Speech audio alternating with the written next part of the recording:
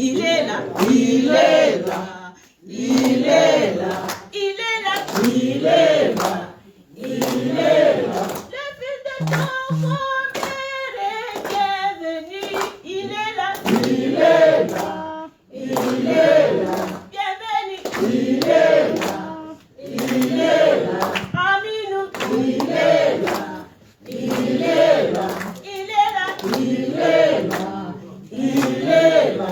Bienvenue, il est là, il est là, il est là, il est là, il est là. Bienvenue, il est là, il est là, il est là, il est là, il est là, il est là, il est là, il est là, il est là, il est là, il est là. Mamadou Mota est parmi nous, il est là, il est là, il est là, il est là, il est là. Bienvenue, il est là, il est là, il est là, il est là. Le lion de Bafamere est parmi nous, il est là, il est là, il est là. Bienvenue, il est là, il est là.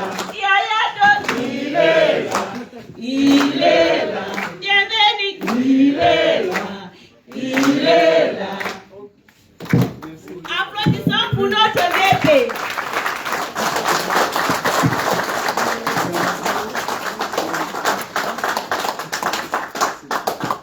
Je vous en prie. Ok. Notre vice-président est parmi nous. On lui dit, si tu as quelque chose à nous dire, dis-nous-le maintenant. Si tu as quelque chose à parler, quelque chose à parler, quelque chose à parler, dis-nous-le maintenant.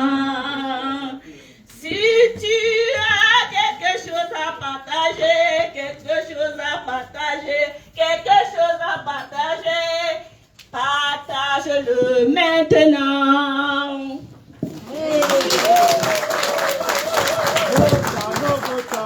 Oliwatade, Oliwatade, Mota no Gotaya, Oliwatade, Oliwatade, Mota no Gotaya, Oliwatade, Oliwatade, Mota no Gotaya, Oliwatade, Oliwatade, Mota no Gotaya, Oliwatade.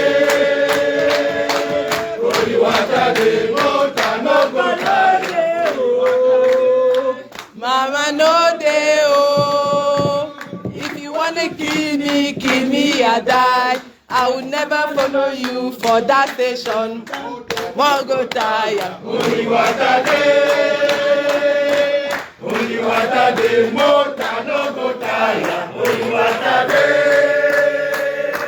Oliwatade, Mota no go tire. Oliwatade, Oliwatade, Mota no go tire. Oliwatade.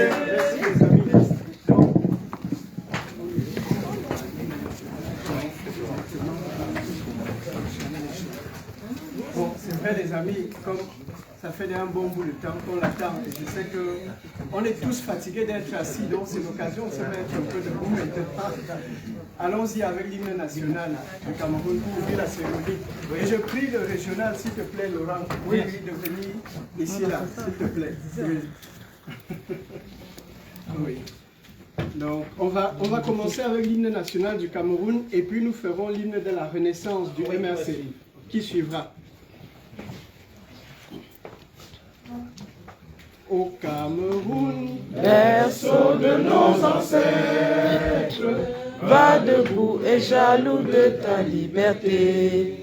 Comme un soleil, ton drapeau fier doit être un symbole ardent de foi et d'unité. Que tous tes enfants du nord au sud, de l'est à l'ouest soient tout amour, te servir, que ce soit leur seul but, pour remplir le devoir toujours. Chère patrie, terre chérie, tu es notre seul et vrai bonheur, notre joie et notre vie, à toi l'amour et le grand honneur. Merci. On va lancer l'hymne de la Renaissance. Ok, voilà.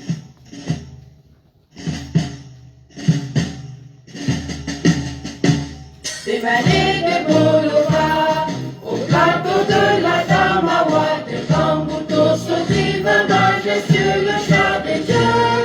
Écoute cette terre qui gronde, son espérance profonde, c'est le souffle de la renaissance du Cameroun.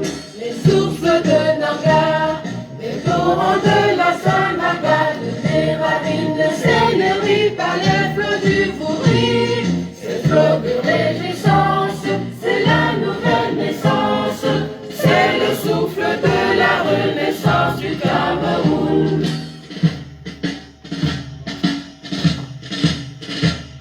Sur les Manembouba, sur les plaines de Rebouba, entre ça qui nous caresse, puis pousser dans les grâces. Ce Jarmaton qui chante, c'est le son triomphante, c'est le souffle de la renaissance du Cameroun.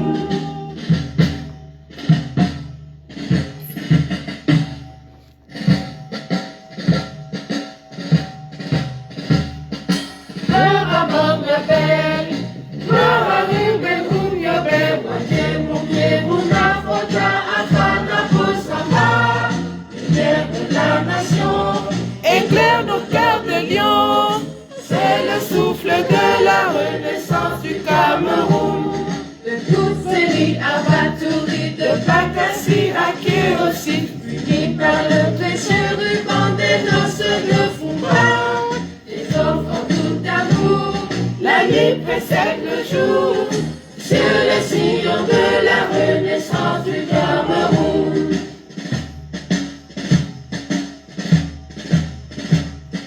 Frères et sœurs ensemble, pays des indomptables, sur les sillons de la renaissance du Cameroun.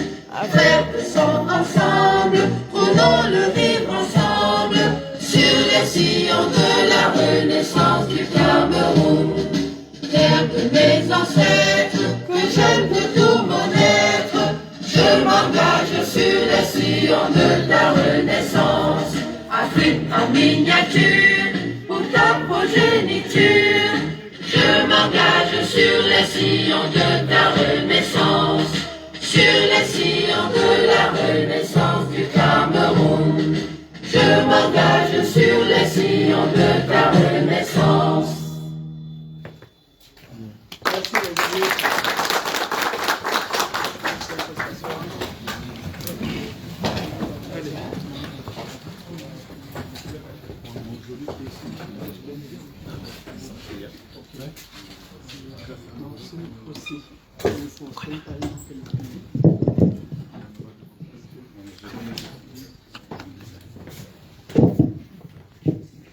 Donc, le président va nous dire un petit mot, en tout cas d'introduction, avant qu'on entre dans le vif de la conférence. Monsieur le régional par intérim, monsieur le départemental, chers communaux, amis et sympathisants du MRC, c'est un privilège pour moi d'être avec vous en ce moment à Bruxelles pour commuer la renaissance du Cameroun et la résistance que prône le président élu, son Excellence Maurice Kamto.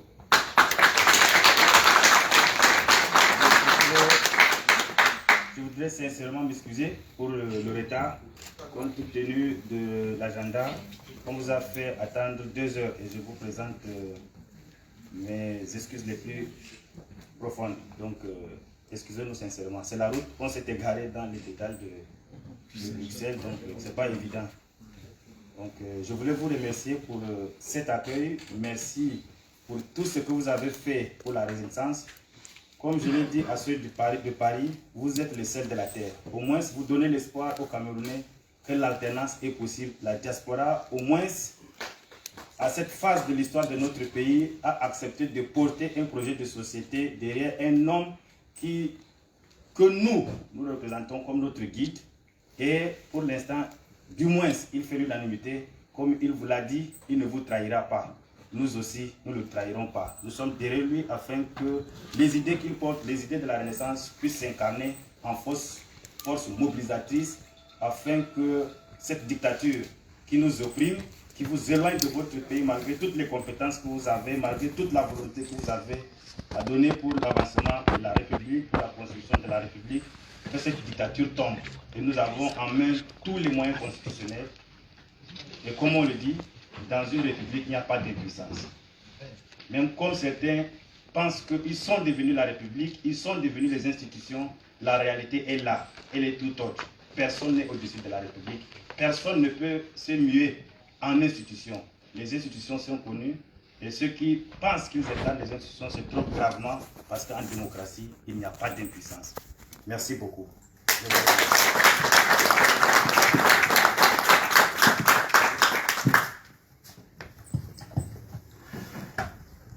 Ok. Merci les amis.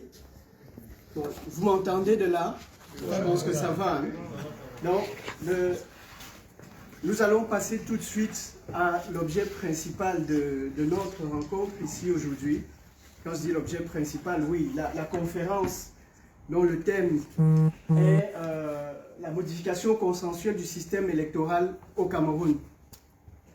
Oui, c'est ce qui nous amène ici, mais je pense que c'est l'objet principal de notre présence, de notre rencontre, c'est de communier avec le vice-président Mamadou Mota, qui est venu du Cameroun, qui depuis plus d'une semaine ou deux déjà, après la Suisse, a passé une semaine relativement chargée en France, ce qui explique aussi qu'on arrive un peu en retard ici, parce que ceux de la France, clairement, ne voulaient pas le laisser partir. On avait vraiment prévu qu'il soit ici pour fêter, pour faire l'AG avec nous dès le matin, mais ceux de la France ont tenu absolument à le garder jusqu'en dernière minute. Bon, maintenant, nous allons peut-être le garder jusqu'à lui donner même les kaolos en Belgique. Non, sérieusement, je pense que le président est déterminé à faire cette mutation, cette transformation sur le terrain au Cameroun. Et cette transformation que nous voulons faire, que nous appelons de tous nos voeux, nous l'avons dit, notre président, et lui l'a dit dès 2012, elle passe par une révolution pacifique au Cameroun. Révolution à laquelle beaucoup de personnes ne croient pas. Mais moi qui vous parle au début, je pense en 2012, je me demandais bien comment est-ce qu'il y arriverait. Mais il nous a dit juste une chose, les gars, mobilisez, moi je ferai ma part. Faites la vôtre et je ferai la mienne. Et nous voyons que ce qu'il a fait jusque-là, c'est demander juste une chose simple, que l'on modifie le système électoral au Cameroun.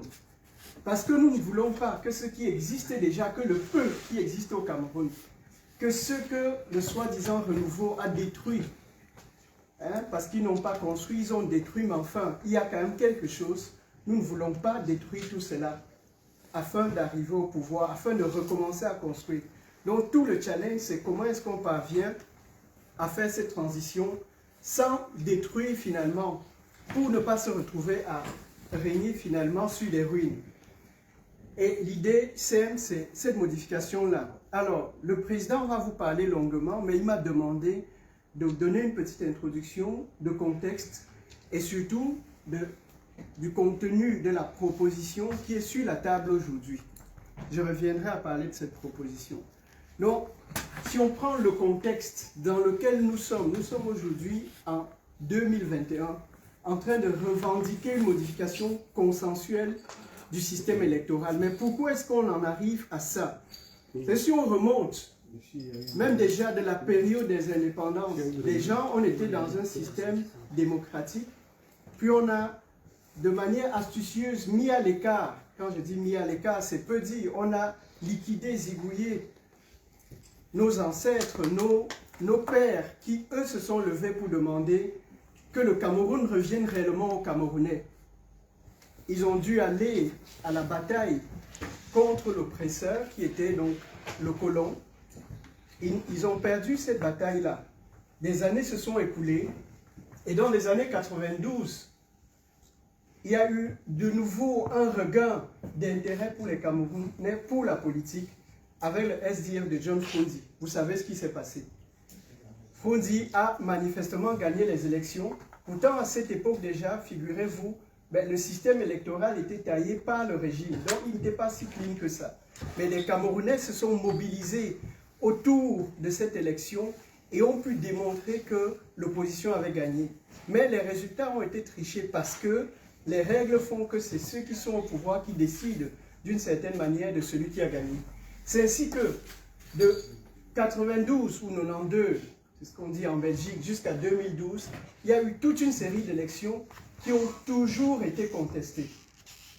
En 2012, je prends cela parce que de ces contestations, de la bataille de la société civile, ce qu'on nous fait souvent croire que l'opposition du Cameroun, elle ne fait rien. L'opposition se bat véritablement au Cameroun et ce n'est pas facile. Elle a pu obtenir malgré tout qu'on mette en place certaines institutions. Et il y a particulièrement en 2012 une nouvelle loi portant code électoral qui a été promulguée.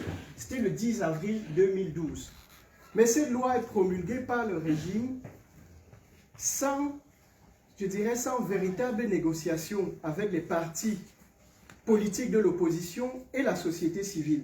Quelques jours avant sa promulgation, il y a un semblant de discussion, mais qui n'aboutit pas vraiment parce que le régime ne veut pas apporter les modifications qui sont demandées.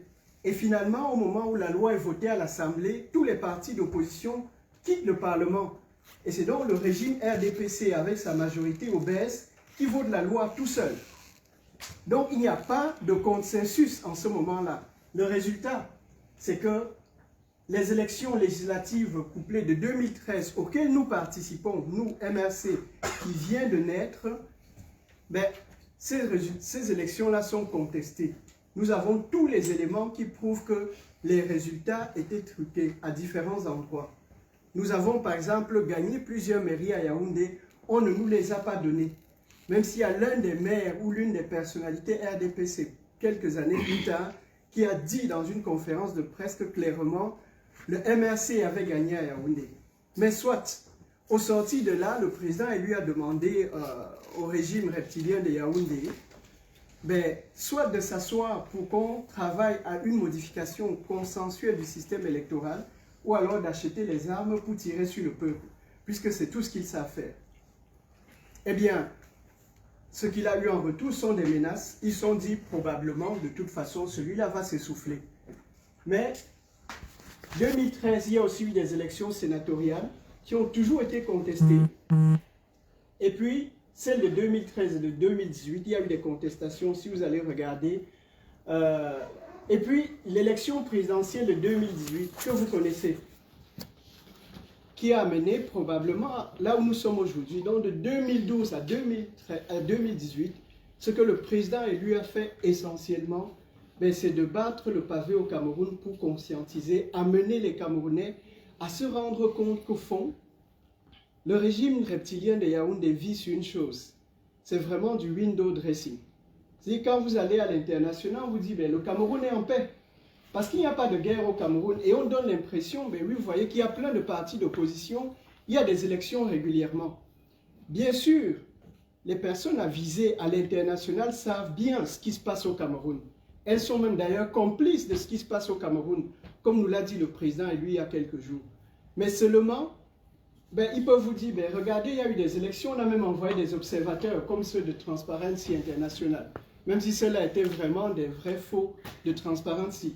Mais pendant des années, la communauté internationale envoie des observateurs, que ce soit venant, je ne sais pas, de l'ONU ou même de l'Union africaine, qui vont très vite vous dire, oui, les élections se sont bien déroulées, oh oui, il y a eu un peu de trucage, on donne une recommandation pour amélioration. Mais non, on sait que c'est juste du bluff. Mais ce que le président élu nous dit, c'est que les gars, puisqu'ils disent qu'il y a la démocratie, puisqu'ils disent que les élections sont transparentes, apportons les preuves de ce que ces élections ne sont pas transparentes. quand on les aura mis sur la table devant eux et devant cette communauté internationale, ben, elle n'aura plus d'autre choix que d'accepter ce que nous demandons, qu'il faut qu'on revoie le système. Parce que nous voulons montrer que nous sommes dans notre bon droit. Et pour le démontrer, il faut que nous ayons des éléments concrets pour le prouver. C'est ça la démarche du président.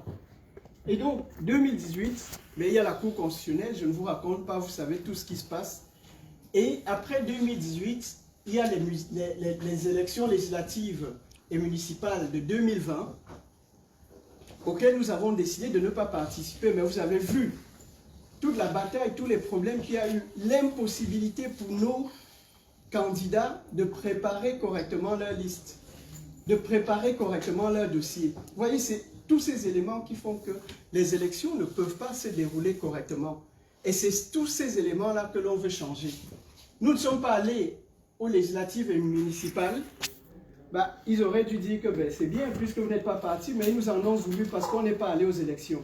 Donc on n'était même pas là pour contester, on s'est mis à l'écart, on dit faites vos élections, et ils nous en ont voulu parce qu'ils avaient besoin de notre participation pour légitimer leur mascarade. Mais en fait, nous sommes allés en 2018 pour démontrer, en 2013 et en 2018, pour démontrer la mascarade, pour ouvrir l'œil aux Camerounais. Mais après, nous n'allons plus aux élections dans les mêmes conditions, très clairement, puisque nous savons que les mêmes causes produiront exactement les mêmes effets. Donc, ce que nous faisons, nous ne partons pas en 2020 et il y a des élections régionales. Ben, vous avez vu, il y a eu contestation, nous n'étions même pas là, même pour les régionales. Et certains des partis satellites bien ancrés auprès du RDPC, vous avez vu ce qui s'est passé. Alors, et même, il y a de toutes ces élections, on a une croissance exponentielle du contentieux. C'est-à-dire qu'après les élections, il y a tellement de contestations. Même entre les militants du parti au pouvoir.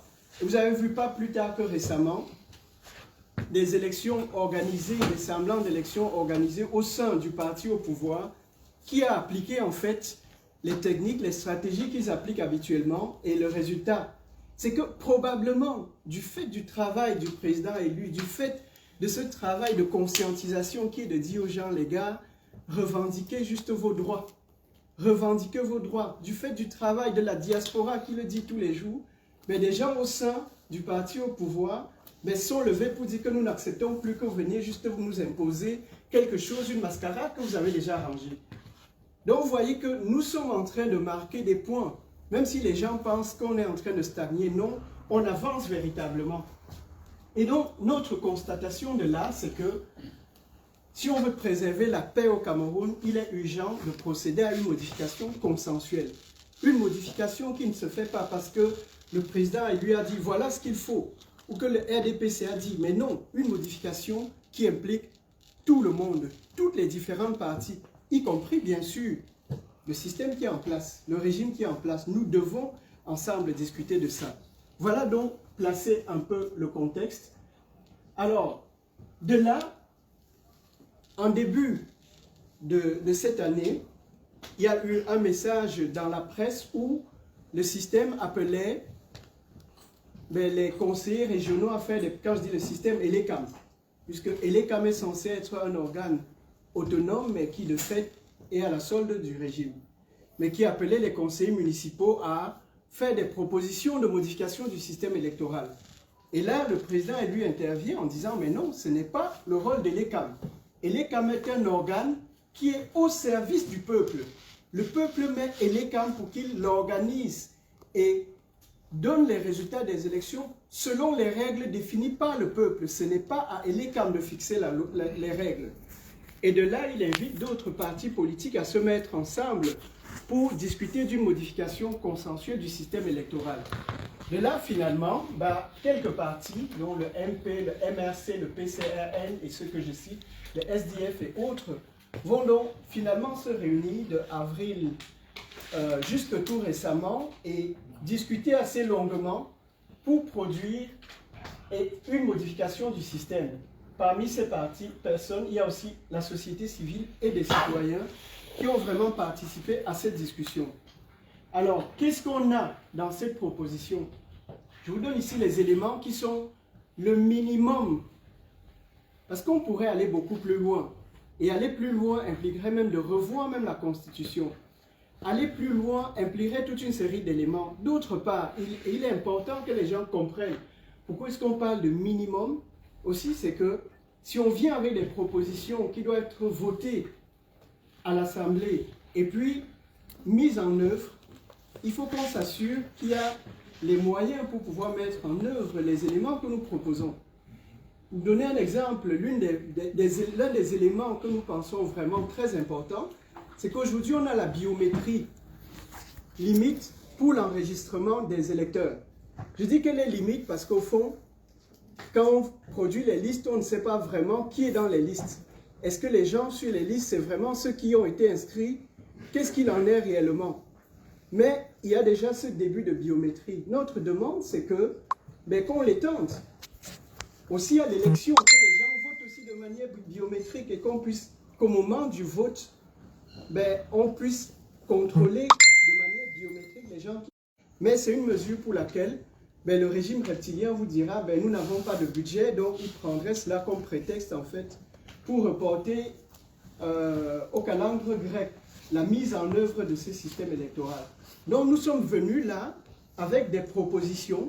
Quand je dis nous, bien sûr, toute cette coalition, donc je nous inclus le MRC dans ce nous, donc je ne parle pas que du MRC, mais cette plateforme est donc arrivée avec des propositions qui peuvent se faire sans coûter un plus au budget de l'État, voire même aller vers une réduction du budget de l'État.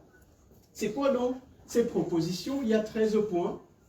Le premier point, c'est réformer ELECAM dans son organisation et son fonctionnement.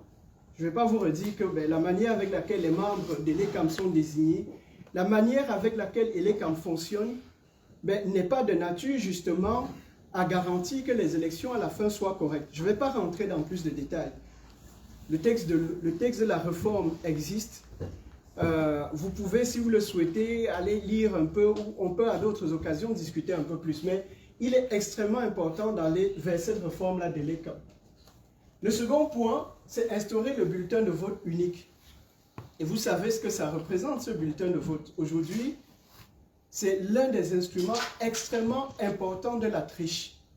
Parce que les personnes, puisque les bulletins, il y a un bulletin par candidat. Bon, d'abord que ça coûte de l'argent au pays de faire plein de ces petits bulletins. Mais en plus, on vous dit quand vous sortez de l'urne, vous apportez les bulletins que vous n'avez pas mis dans l'urne, les autres bulletins, et on va vous payer pour cela. Donc on est en train de payer vos consciences. Dire que vous venez nous montrer que vous avez voté pour nous et on va vous payer. Ce qui est tout à fait contraire à l'esprit de la loi. On n'est pas censé payer les gens pour qu'ils votent pour nous. Mais par ce mécanisme-là, c'est l'un des moyens que le régime utilise de manière fréquente. Donc ce que nous demandons, c'est qu'on fasse un bulletin unique pour tout le monde. Et comme ça, quand il sortira de l'urne, si vous lui avez donné de l'argent pour qu'il aille voter pour vous, vous ne saurez pas s'il a réellement voté pour vous. Ça, c'est l'une des choses extrêmement importantes. Ce que nous voulons aussi, ce qu'on demande aussi, c'est de rendre le vote tout simplement obligatoire. Par exemple, comme c'est fait ici en Belgique. Donc, le fait de rendre le vote obligatoire implique que l'État doit mettre en place les moyens que pour s'assurer que toutes les personnes qui sont en âge de voter sont inscrites sur les listes électorales, que ces personnes reçoivent la bonne information quant au lieu où elles doivent voter, ainsi de suite. Mais donc on rend cela tout à fait obligatoire. Et il n'y a plus de discussion à dire peut-être c'est 4 millions de Camerounais qui sont inscrits ou pas. C'est que si on connaît en tout cas la population camerounaise, de là on connaîtra les personnes qui sont en âge de voter et ces personnes pourront voter. D'autre part, ça c'est un peu plus juridique, l'encadrement en cas d'inéligibilité constatée après les élections. Garantir un accès équitable aux médias pendant la campagne, c'est aussi un point extrêmement important. Vous savez qu'au Cameroun, le régime en place passe sur les médias nationaux, j'ai envie de dire peut-être pour 90% du temps et les autres ont peut-être 10%. Pourtant, la loi en principe garantit qu'ils doivent avoir le même temps d'antenne. Mais ce n'est pas équitable aujourd'hui. Il y a même un organe qui est censé vérifier, mais tout cela ne s'applique pas. Donc ce qu'on demande, c'est de mettre des mécanismes pour réellement s'assurer que ce point-là sera respecté. Alors, autre point, améliorer les délais de déclaration de candidature et de campagne électorale. Si je reviens sur les élections législatives de 2020, alors quand on vous annonce peut-être à un mois de la date limite de dépôt des candidatures, on vous dit voilà, les élections c'est tel jour, maintenant vous devez préparer vos dossiers de candidature. Sachant qu'on demande souvent un document comme l'extrait de casier judiciaire, où il faut aller peut-être dans sa province où on est né pour retirer. Et qu'en plus, pendant ces périodes-là, ben les préfets, les personnes qui sont censées signer ces documents disparaissent. Ils signent les documents à partir de chez eux pour leurs enfants. Bref, c'est ces éléments-là qu'on veut retirer. Ce qu'on veut, en parlant là d'améliorer, c'est qu'on doit savoir dès aujourd'hui quand est-ce que les prochaines élections législatives et municipales ont lieu. Ce n'est pas une décision du prince qui va se réveiller un matin et dire, bon, les gars, dans le parti des flammes, là, vous êtes déjà tous prêts, vous avez déjà tous vos dossiers qui sont prêts. Allez, go, je dis que c'est demain. Tant pis pour les autres. Ça ne doit pas être une course d'obstacles. Donc, c'est ça. Et la durée de la campagne, tellement courte que ben, les candidats n'ont même pas l'occasion de se préparer réellement, de s'exprimer. Donc, il faut qu'on revoie cela pour donner des délais qui soient acceptables. Et aussi, élément extrêmement important, ben, c'est permettre aux huissiers de justice d'exercer leurs fonctions le jour des élections. C'est que la loi est assez vicieuse au Cameroun. C'est que si des gens, vous êtes dans un bureau de vote et il y a triche, ben pour dire qu'il y a triche, vous avez besoin d'un huissier qui vienne constater ce qui se passe. Mais pour que l'huissier, si l'huissier vient constater et qu'il n'a pas demandé l'autorisation au préalable de travailler ce jour-là qui est un jour férié, eh bien sa constatation ne vaut rien. Sauf que tous, quand ils partent demander, nous voulons l'autorisation pour travailler ce jour-là, on ne leur donne pas les autorisations ou ils ne trouvent pas les personnes qui doivent. Vous voyez, donc on veut tout simplement lever cela pour dire que, ben, puisque au cours des élections, il peut être nécessaire, les gens ont éventuellement besoin d'huissiers, ben, qu'on considère que ce jour-là est un jour œuvré pour eux, tout simplement, qu'ils ne doivent pas demander une autorisation à quelqu'un. Alors, le 8e point ici, c'est renforcer le pouvoir des commissions de vote local. Ce qui se cache là derrière, c'est que ben, au niveau du bureau de vote, au niveau de la commune, au niveau du département, ben, en fait, on collecte, on compile les résultats et il y a d'autres organes plus hauts qui éventuellement vont décider et dire que ce que vous avez fait. Donc, on veut que le résultat qui vient de ces niveaux-là, que cette commission locale garantisse son résultat et qu'une autre instance au-dessus ne puisse pas venir invalider de manière arbitraire ou modifier ce résultat. C'est vraiment tout l'enjeu, vous voyez, de la collecte des résultats des élections pour remonter. Alors, les délais de transmission des procès-verbaux aussi, que cela soit transmis très très vite. Je n'ai pas comme ça par cœur les délais. On pourrait dans les débats, les personnes qui ont eu à participer aux élections au Cameroun pourraient nous en dire un peu plus. Et puis, les procédures de saisine des juridictions, ben, en cas de contentieux.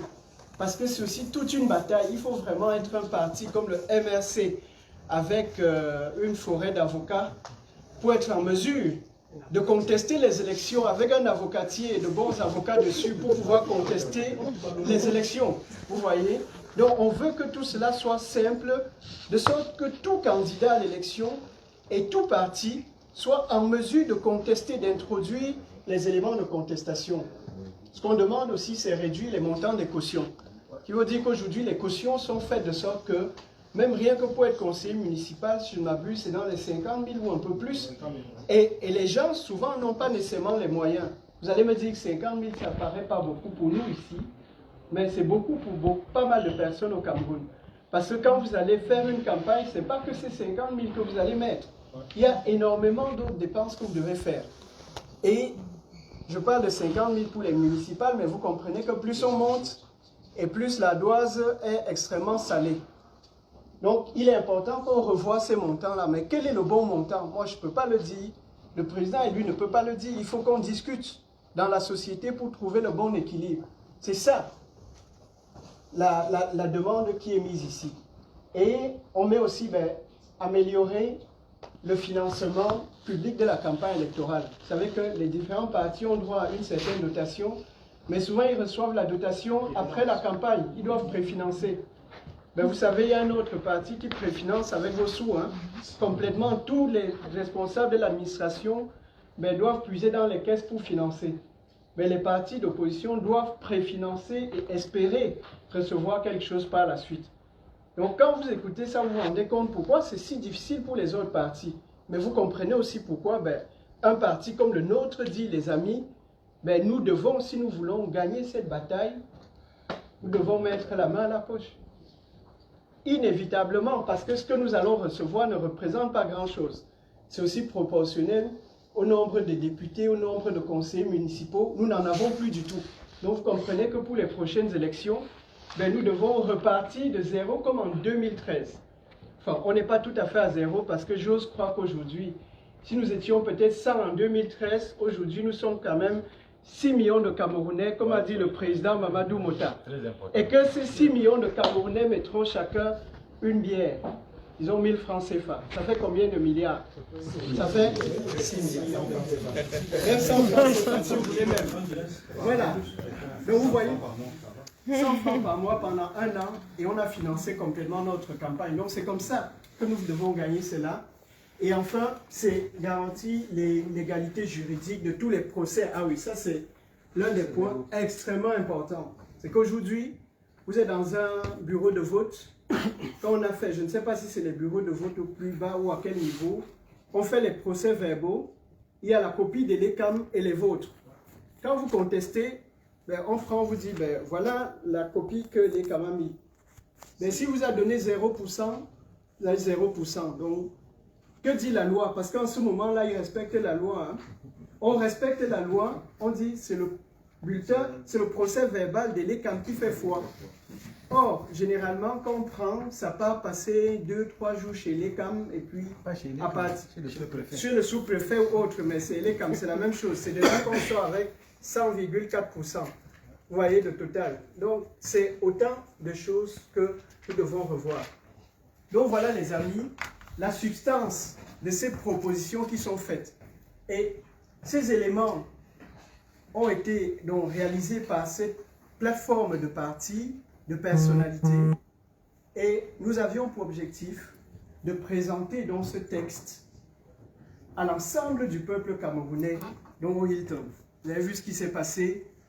La réunion a été interdite en dernière minute, un peu comme lors de la création du MRC. C'était, et ça reste, puisque le texte est maintenant dans les réseaux sociaux, c'est que les Camerounais s'approprient de ce texte et qu'ils en font le leur. C'est pour ça que nous avons tenu avec le vice-président à ce que ce soit le thème de notre discussion. Parce que c'est ça qui est au cœur de la bataille que nous menons aujourd'hui et rien d'autre. Que les gens en fassent le leur, qu'ils s'approprient du texte. Et on a aussi envoyé ce texte, bien sûr, aux autorités compétentes, au Cameroun, en tout cas ceux qui sont au pouvoir aujourd'hui, au président de fait. On l'a envoyé à la communauté internationale et nous allons l'introduire au Parlement pour que le Parlement puisse légiférer là-dessus. Et donc toute la bataille aujourd'hui, c'est d'arriver à obtenir qu'il y ait une discussion au Parlement autour de ce texte-là, malgré tout ce qu'on peut vous dire. Donc la bataille là-dessus ne fait que commencer. Voilà les amis, j'ai peut-être été un peu plus long, mais enfin, je pense que c'était intéressant que je vous donne cela. Je vais m'arrêter ici pour donner la parole à notre vice-président Mamadou Mota, pour qu'il nous explique finalement un peu ce qu'il y a autour de toute cette bataille-là. Lui qui est au Cameroun, lui qui vit ça de l'intérieur, moi je suis ici, je n'ai fait que lire un document et en tirer une petite synthèse. Mais voilà, lui va nous faire vivre ce que nous devons réellement faire pour que notre objectif qui est d'obtenir la votation, comme on dit en Suisse, de ce texte devienne réalité. Merci les amis.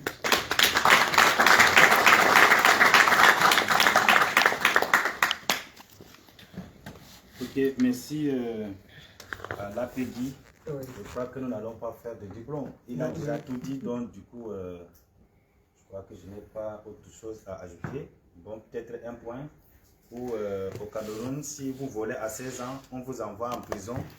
Mais à 18 ans, on vous dit que vous n'avez pas l'âge de choisir ce qui est bon ou mauvais pour vous.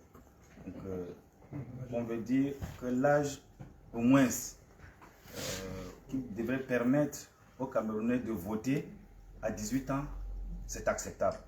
Mais eux, ils ont dit 20 ans. Et quand vous regardez la pyramide des âges du Cameroun, c'est peut-être 40% qu'on retire comme ça de l'électorat. Et puis, au Cameroun, il y a ce problème de conscience politique. Vous avez un maître de conférence, un professeur d'université qui n'a même pas la carte d'électeur. Mais il se dit intellectuel. Mais le rôle de l'intellectuel est de s'aimer du vent. Quand les grandes révolutions françaises qui ont donné la voie de la démocratisation dans le monde, ce sont les intellectuels qui ont nourri.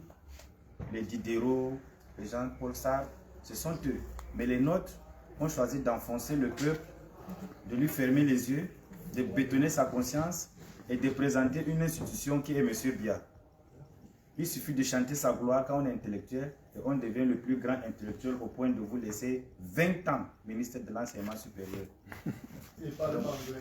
Voilà, il parle pas anglais. Donc au Cameroun, c'est un handicap. Il faut amener les populations à voter de façon obligatoire.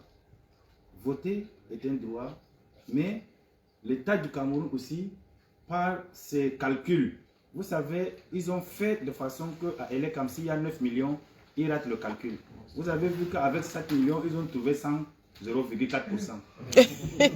Donc ils ont un problème de calcul. Ils ont déjà leur machine paramétrée à 3 millions. Nous sommes près de 28 millions de Camerounais, mais on n'a même pas 7 millions de votants. Donc en faisant que le vote soit obligatoire, on devra connaître la taille de l'électorat que nous avons et on connaîtra également qui vote, qui ne vote pas.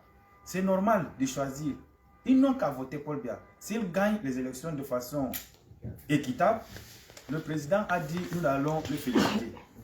Mais quand il passe toute sa vie à utiliser la ruse, à utiliser l'administration camerounaise, à imbéciliser l'institution que nous avons, c'est ça qui écoeure. Et là, nous allons aller de résistance à résistance, qu'il soit rassuré. Aujourd'hui, il maintient encore des amis en prison, à qui je rends d'ailleurs un vibrant hommage ici, que M. Paul Biya ne croit pas qu'il est au bout de sa peine. Il en aura encore d'autres prisonniers. Les 25 millions d'amendes qu'il a donné lui permettront de maintenir sa vie princière, mais nous allons continuer à résister. Nous sommes la tontine. Nous allons continuer à tontiner. 25 millions pour nous, c'est comme ça. Et puis on l'a obtenu. Et nos amis nous ont assuré la plus grande prison, elle se trouve dans nos consciences. Elle se trouve dans nos pensées. C'est celle qui pense que Paul Biya ne peut pas être déboulonné. Parce que les combats perdus sont les combats qu'on refuse de mener. Quand on donne le premier coup, on a 50%. On a 50% pour échouer. Donc actuellement, nous avons 50% de gagnés. Il nous faut faire des pas. Donc, nous allons continuer. Monsieur Guy a donné l'essentiel. Je n'ai pas envie de me faire répéter. Donc, s'il y a des questions, nous allons poser des questions. Nous allons apporter, dans la limite de nos possibilités, des réponses. Donc, à ceux qui doutent si nous allons aller aux élections ou pas, je vous appelle à vous mobiliser. Le chemin se fait en marchant. Nous irons aux élections et à toutes les élections lorsque le directoire donnera le ton. Et nous n'allons pas rester et être surpris. Soyons dans le starting block. Merci.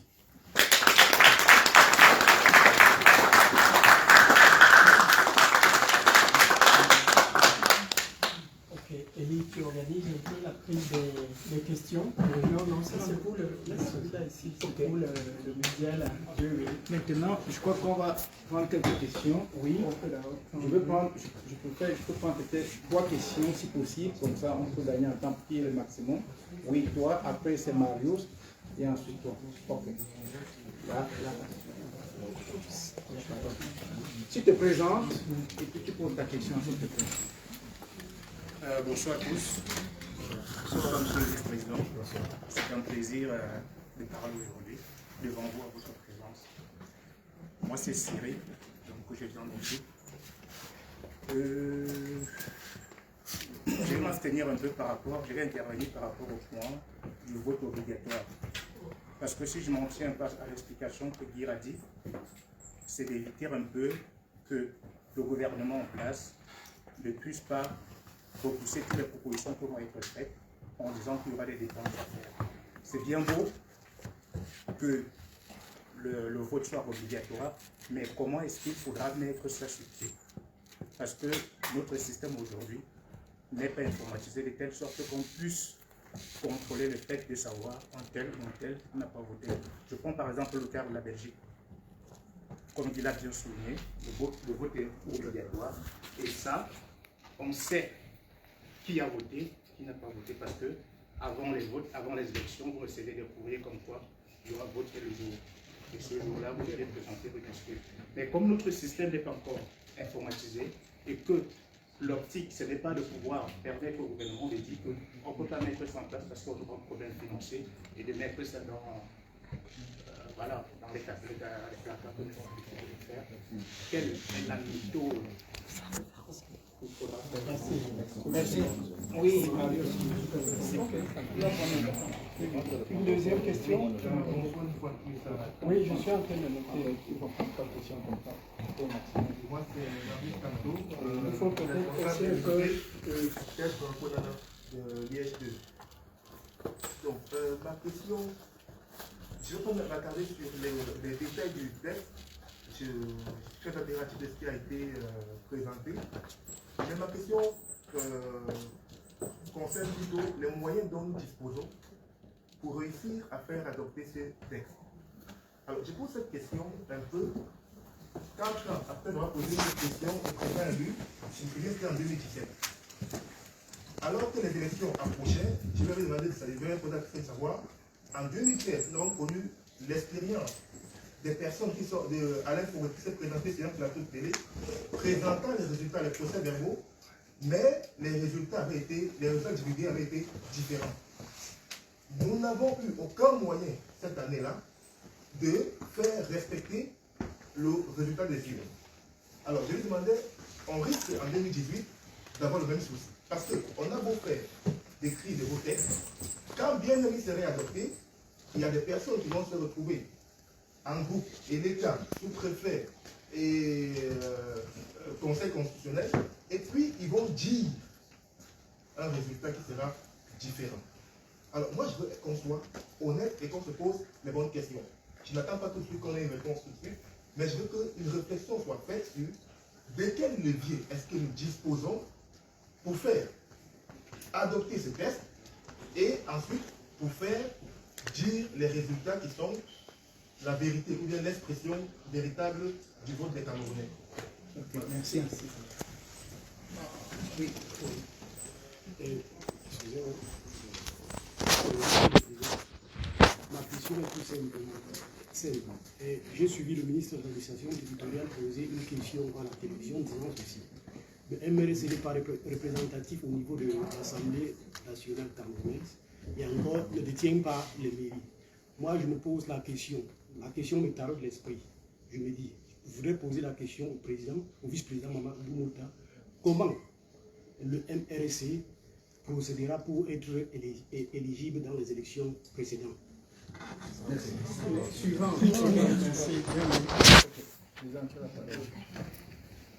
Ok, je vais répondre à la première question. Je crois qu'il y a cette réalité malhonnête que le régime de Biya utilise pour dire qu'on ne peut pas informatiser les élections. Tout est possible, mais je vous dis, les votes sont obligatoires dans tous les lamidas du Grand Nord. On sait qui a voté, on sait qui n'a pas voté. Est-ce que je mens? Non. Je ne mens pas. Dans tous les lamidas qui sont en réalité des sous-sections du RDPC, les votes sont obligatoires. On sait qui a voté, qui n'a pas voté et qui a voté pour qui. On sait. On n'a pas besoin d'une information. Et quand on dit obligatoire, ce n'est pas qu'il y aura des sanctions si quelqu'un n'est pas allé voter. Mais non. Et puis, le point en fait que moi je voulais dire, si on vous établit votre carte d'identité de façon automatique avec votre carte d'électeur, est-ce que ça ne devrait pas vous motiver à voter? Mais au Cameroun, la carte d'identité seule va vous faire dépenser plus de 20 000 francs parce qu'on va vous exiger le certificat de nationalité qui existe uniquement auprès des tribunaux, et les tribunaux sont dans les départements. Je vais vous donner l'exemple pour ceux qui connaissent la carte du Cameroun. Si vous devrez quitter une localité qu'on appelle Zina, qui est à côté du Logon et Chari, qui se trouve à côté du Logon, dans le long du Logon, qui est une zone inondée, vous devrez quitter pour aller faire le certificat de nationalité à Kousseri. Vous ne pouvez pas arriver le même jour parce que vous prenez la pirogue en saison de pluie. Vous allez dormir à Kousseri. Vous pouvez être là-bas, le procureur n'est pas là. Vous dormez 2 jours, vous revenez. Après ça, votre carte d'identité fait 2 mois pour que ça sorte. Et il vous faut vous inscrire sur la liste électorale. Ce qui fait que beaucoup de jeunes en âge de voter, ne peuvent pas voter parce qu'ils n'ont pas les moyens déjà pour obtenir la nationalité camerounaise. Donc le régime Biya est le régime le plus sadique qui produit dans une normalité glacée le plus grand nombre d'apatrides. Vous allez voir des milliers de Camerounais voyager avec des certificats de perte. Ce sont des certificats de perte apparents parce qu'ils n'ont pas de carte nationale d'identité. C'est une réalité. Au Sénégal, lorsque vous faites la carte d'identité, ça sort avec votre carte d'électeur. Lorsque vous avez, si on dit 18 ans, à 18 ans on fait la carte d'identité à tout le monde. Votre carte d'identité sort avec votre carte d'électeur et votre bureau de vote. Est-ce que c'est compliqué? Les informaticiens vont nous dire c'est peut-être 2 ou 3 touches et puis terminé. Donc, dire qu'on n'a pas de conseillers municipaux, on ne va pas aller aux élections. Moi, je vais répondre à Tangandji. Quand un aveugle veut lancer le caillou, son pied est posé sur le caillou.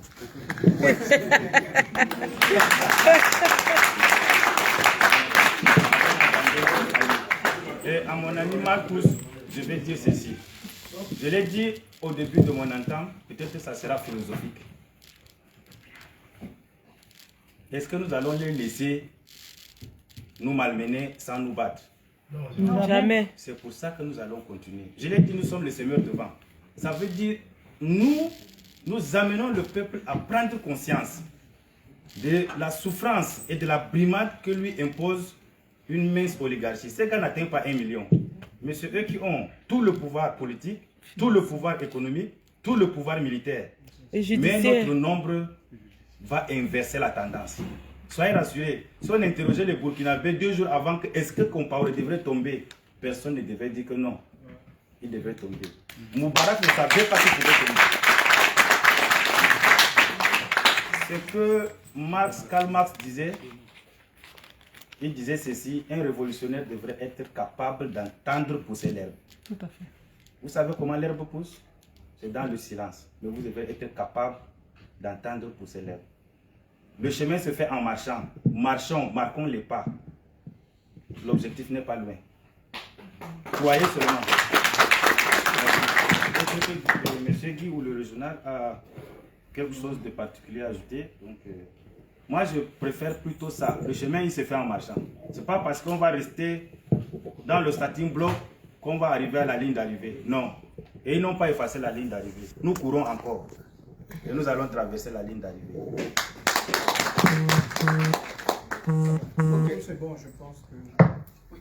Encore, on prend une autre série de questions, qui veut bien? Oui, Annie, après? Qui va encore? Oh oui. La série de femmes. Et Annie, j'ai la parole.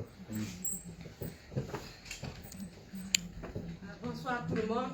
Bonsoir, Monsieur le Président. Bonsoir. Moi, je suis Annie Toko, Amazon Lobitana et coordonnatrice United for Cameroun. Nous sommes très ravis de votre tournée européenne. Et en tout cas, nous, on a un souci. Je parle ici en tant que Lobitana, je parle en tant que United for Cameroun. United for Cameroun, qui est une organisation de la société civile qui vient en aide aux prisonniers. On a fait plein de projets à la prison de Libelle. Et aussi, on travaille beaucoup dans la sensibilisation. Parce qu'en fait, ce qu'il y a dans notre pays, on a un souci au niveau de la sensibilisation, au niveau de la conscience politique de notre peuple. Parce qu'il y a beaucoup de... Bref, tout le monde veut le changement, mais apparemment, beaucoup ne veulent pas s'engager parce qu'on s'éloigne un tout petit peu de la politique. Et nous, ce soir, on a envie de poser la question. on a vu récemment le président élu qui a été séquestré une fois. Et la dernière fois, c'était tout récemment. Et voilà, on aurait bien voulu qu'il y ait vraiment ce regard, le sentiment du peuple de dire ah, on va se lever pour dire non, ça va tout se passer et tout. Bon, beaucoup de gens dans la diaspora, on a un peu été juste un peu été déçus par rapport à la réaction du peuple. Et tout à l'heure, vous avez parlé, vous avez pris l'exemple du peuple burkinabé, il y a le peuple malien, guinéen et tout. Mais nous voulons bien que le peuple camerounais, à un moment, s'identifie à ce peuple. Et j'aimerais donc vous demander quel est le travail vraiment de sensibilisation que vous faites sur le terrain de Saint-Français pour que ce peuple puisse s'approprier vraiment ce désir. Merci.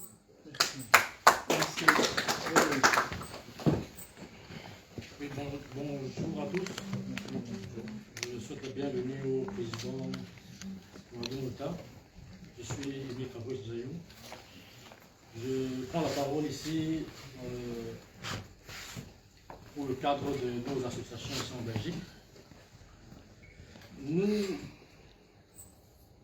J'ai pu entendre le régional Gifoku, le départemental dans son à la fin dit que pour parvenir à la paix, il fallait arriver à une réforme consensuelle du code électoral.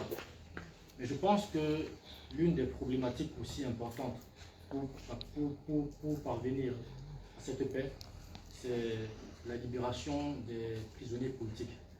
Et ma foi, en tant que représentant d'une coordination d'associations qui luttons ici en Belgique pour le sort des prisonniers politiques, en l'occurrence celui de Marafa Medouyaya, parce que je suis le président de Action Solidaire pour Marafa, de beaucoup d'autres associations à travers les États-Unis, ici en Belgique et à Paris.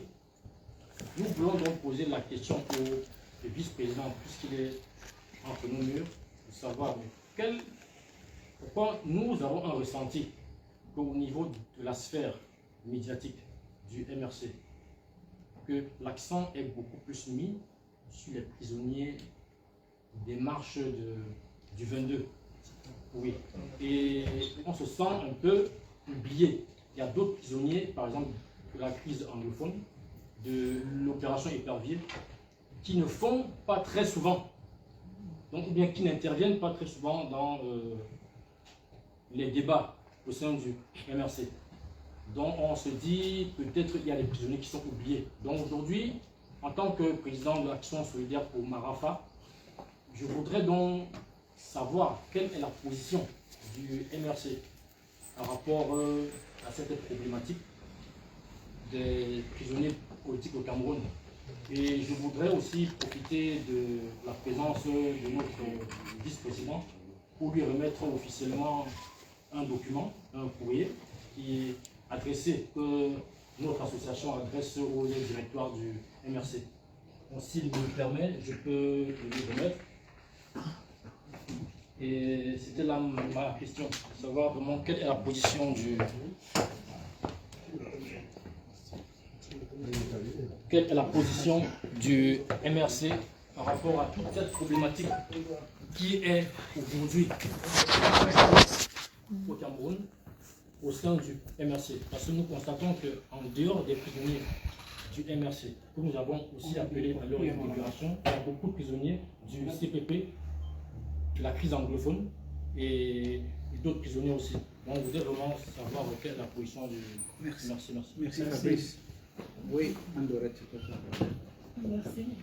Bonsoir encore à tout le monde.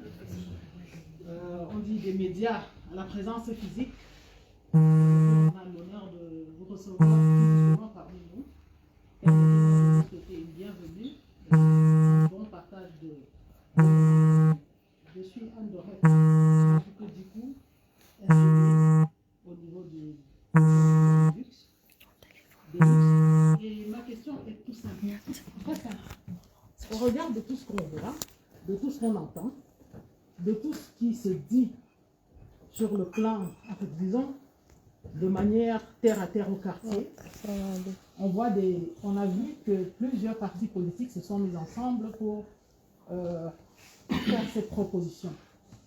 La question que je poserai, qui est la question que la Baye Amsterdam lambda se poserait, celui que le moto-taximan se poserait, c'est de savoir comment est-ce que vous, au niveau du MRC, par vous qui êtes au niveau du directoire, allez pouvoir faire ce travail, nous garantir à nous, ou alors nous essayer de nous faire garder cette confiance. Parce qu'on a vu plusieurs fois des partis politiques engager des démarches ensemble, mais à la fin, on se rend compte que ce sont des tentacules du parti au pouvoir.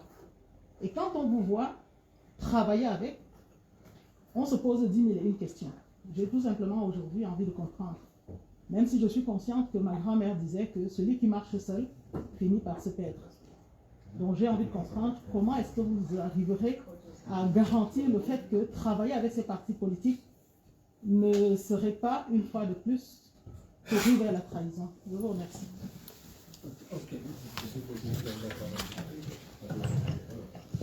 Ok, merci. Ce que je vais dire à mon ami, c'est que ne voyez pas ce que les gens n'ont pas publié sur les réseaux sociaux. Quand le PN était sorti de l'hôtel, vous avez vu les gens qui étaient derrière. Est-ce que vous savez à quelle heure ces personnes étaient là? Si je vous dis que des gens sont partis du directoire de Yaoundé à 3 h du matin, 4 h pour se rendre à Yaoundé, vous pouvez le croire? À Douala, je veux dire. Ne pensez pas qu'on n'aime pas le PN. Malgré la forte mobilisation qu'il y avait, les gens criaient, chantaient à Douala quant au président. Il n'y a aucun ministre de BIA qui peut se retrouver dans la rue, dans n'importe quelle ville, même chez lui. Les gens vont crier quant au président. Soyez fiers de votre dirigeant. Il est aimé. Dans le gouvernement de BIA, personne n'a l'envergure nationale que Kanto a. Est-ce que vous pensez que Kavaï peut être à Bafoussam?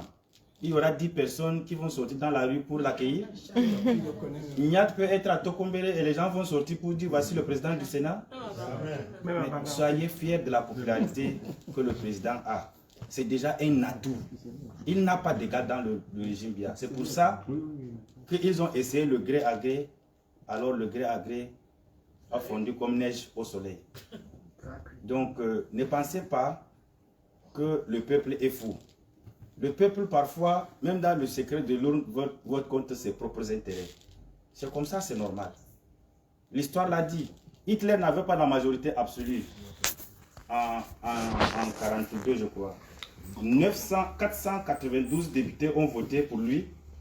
Il y a 91 qui ont voté contre. Sûrement, ils ont fini dans le camp de concentration. Et Hitler a mis en marche sa machine meurtrière. Mais c'était le peuple qui a voté Hitler. Toutes les dictatures au monde, lisez l'histoire, ils sont venus par des voies démocratiques. Le peuple camerounais n'est pas différent de ce peuple. Mais après, il y a quand même l'éveil de conscience, ce que nous faisons déjà. Nous sommes sur le terrain. Tout le temps, les gens marchent. Nous rencontrons des gens, nous discutons. C'est pour ouvrir les yeux aux gens. Vous pensez que le peuple de Logone, aujourd'hui, qui se sont entretués devant le silence du gouvernement, ils ne réfléchissent pas? Ils avaient voté pour le RDPC à plus de 90%. Est-ce que vous savez que les élections que nous avons eues, les résultats que nous avons eus uniquement à Kolfata, dans la commune de Kolfata, où il y a Boko Haram, dépassent les résultats de tout le département de Logone-Chari. Mais c'est le département qui accumule les plus grandes pauvretés, la plus grande misère. Et aujourd'hui, le régime de BIA les a laissés s'entretuer. Les Mousgoum, les Massa et les Arabes Chois se sont entretués dans le silence complice du régime BIA. L'armée était là, mais personne n'a bougé. Quand vous imaginez que c'est le Tchad qui vient en secours aux populations de Cameroun, 50 000 femmes et enfants ont traversé parfois à la nage le Logone pour se sauver. Mais le gouvernement est là. Donc vous pensez que ce peuple ne réfléchit pas? Nous sommes dans les différents groupes voisins. Nous écoutons ce que les gens disent. Les nordistes savent que si on leur demande quelle est la dividende, qu'est-ce que Paul Biya vous a donné, il nous a donné une chose, la division. Il y a eu des mosquées UNDP, mosquées RDPC. Il nous a accentué le choléra et le paludisme, la mortalité infantile, la division, il nomme ton frère, il enlève, après il te nomme. Après le village est divisé. On parle de tribalisme dans le centre et machin, mais le vrai tribalisme se trouve de l'autre côté. Où il y a en réalité le plus grand nombre de tribus. Quand on dit qu'il y a 300 langues au Cameroun, l'essentiel de ces langues se trouve à l'extrême nord. Mais quand tous ces peuples sont dressés les uns contre les autres, ce que vous devez savoir, c'est que Biya nous laisse une cocotte minute. Le Cameroun boue, et il ne sera pas à l'avantage de Biya. Encore moins à celui qui pense qu'il va lui remettre le gré à gré. Soyez fiers de votre président. Donc, l'autre question, c'était, Marafa, quelle est la position que nous avons par rapport aux autres détenus? Déjà, je vais vous dire, si vous avez des détenus de la crise anglophone, demandez-leur quel est l'appui que chacun d'entre nous apporte déjà au niveau de leur lutte individuellement. Nous avons toujours dit, on ne fait pas la guerre à son peuple. Cette guerre, elle est inutile. Si à la fin, après avoir tué 10 000 personnes, Biya va venir à la table de négociation pour qu'on le regarde et on lui attribue le prix Nobel de la paix, ils se trompent gravement. Ils finiront tous à la haie. Parce que la Côte d'Ivoire n'a pas tué plus de 3 000 personnes. Nous sommes à plus de 8 000 morts dans la zone anglophone. Uniquement les soldats, nous avons perdu plus de 1200 soldats. Répertoriés, non, prenons le grade et tout ça là. C'est le pays qui perd, c'est le Cameroun qui perd. Toutes ces infrastructures qui n'étaient même déjà pas développées dans le Nozo, qui aujourd'hui est détruit, c'est avec notre argent qu'on va reconstruire. Je le disais encore hier à Paris, chacun d'entre nous devra payer 27 millions gratuitement parce que Paul Biya nous a endettés à un rythme insoutenable. Chaque Camerounais, si nous prenons la moyenne de 27 millions de Camerounais, nous allons payer 27 millions chacun. Est-ce que mes parents ont mangé 27 millions? Mais Paul Biya a contracté des dettes que même nos petits-fils payeront. Même vous, vous allez payer. Vous allez rentrer au pays, on va vous demander des visas qui vont coûter encore plus cher. On va demander aux avions qui vous posent des frais d'escale plus élevés. Et vous allez payer d'une manière ou d'une autre. Mais à quoi a servi cet argent? C'est pour maintenir un rythme précieux de vie à son gouvernement et à lui-même. Ce n'est pas pour construire des routes. Paul Biya n'a pas ajouté un seul mètre de chemin de fer depuis qu'il est devenu président de la République. Mais c'est quand même un exploit pour un président en 40 ans. Quand pour construire un stade, il nous endette à coût de milliards. Mais qu'une petite brise qui passe comme ça enlève les cailles du pangolin. Vous êtes sûr que si 60 000 personnes entrent dans ce stade, ça ne va pas tomber sur les Camerounais? Ça va tomber. Voilà où on en est arrivé. On vous dit que ceux qui sont en prison ont volé l'équivalent du BIP du Cameroun. Quand vous faites la somme de tout ce que ces gars ont volé, on vous dit que c'est... Est-ce que vous pouvez travailler une année, on vous soutire tout ce que vous avez et vous fonctionnez normalement? Ça veut dire que le Cameroun est très riche. Nous savons, de toute façon, que ceux qui sont en prison aujourd'hui pour les détournements des deniers publics n'y sont pas parce qu'ils ont volé. C'est les règlements de compte à l'intérieur du RDPC.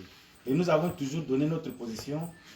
Quand nous serons en même de diriger, il y aura une enquête sur cette histoire et tous les magistrats qui se seront montrés complices dans la condamnation des Camerounais, même s'ils sont en retraite, ils vont payer. Ils vont payer.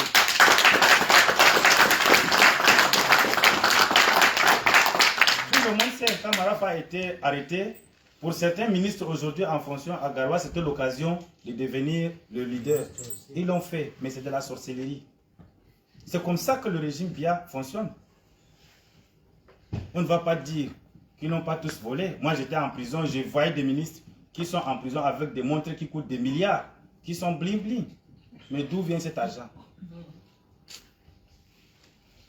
Donc, nous, on est avec tous les détenus qui sont du côté de la justice. Nous avons toujours soutenu ceux de CPP.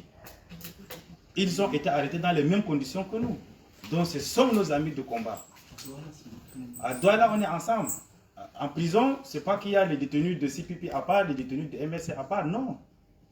Encore que Kawala a toujours pris position clairement quand la République du Cameroun choisi de s'acharner contre ces voix discordantes que nous sommes. Mais on dit merci à Kabbalah parce que les autres, si on pouvait anéantir le MRC, peut-être ça leur permettra de revivre. Vous savez de qui je parle, à tous ceux qui pensent qu'ils sont les défenseurs des anglophones alors qu'ils n'ont jamais pris leur cause, et à ceux qui vous proposent un certain type de fédéralisme aux conséquences désastreuses dans les années à venir. Voilà. Donc, nous nous construisons notre petit chemin. Nous nous sommes mis du côté de la justice. Alors, tous ceux qui sont injustement gardés, nous disons, nous allons ouvrir des enquêtes quand nous serons à même de diriger le pays. Et nous allons tirer les conséquences. Ceux qui se sont montrés indélicats, alors la rigueur de la loi s'appliquera à eux. Donc, voilà.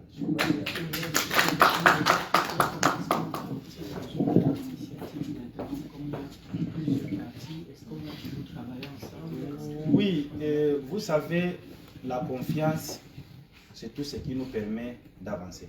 Nous ne pouvons pas continuer à être toujours méfiants des autres. L'essentiel était de produire un document de manière consensuelle. Il n'y a pas lieu que la trahison puisse aujourd'hui impacter le document. Tout le monde a déjà le document, tout le monde a connaissance du document. Les uns et les autres ont signé. Ils ne vont pas dire demain qu'on a forcé la main pour qu'ils signent. Un jeu, des règles de jeu consensuelles et équitables n'avantage pas que le MRC. C'est pour tout le monde. Si chaque fois que nous allons jouer au foot, en fonction de notre adversaire, on applique la loi, ça ne va plus s'appeler foot. Donc, ils se sont assis, ce n'était pas nous. Non? Le MRC n'avait pas pris la tête. Ce jour, à l'hôtel Hilton, tout le monde était là.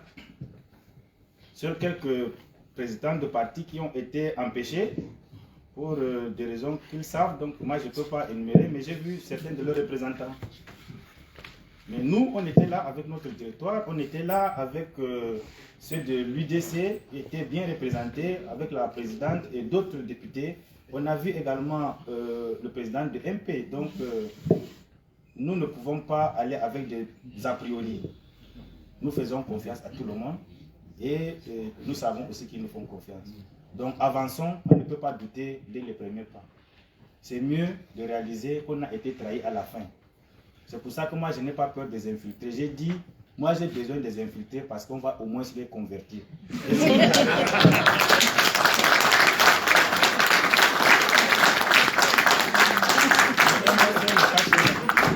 Nous n'avons rien à cacher. Nous travaillons à la lumière. Tout le monde voit ce que nous faisons. Donc, je ne sais pas pourquoi nous devrons avoir peur. On n'a pas peur de la trahison parce qu'on ne sera même pas trahi. Merci. Ok, on prend un dernier jet.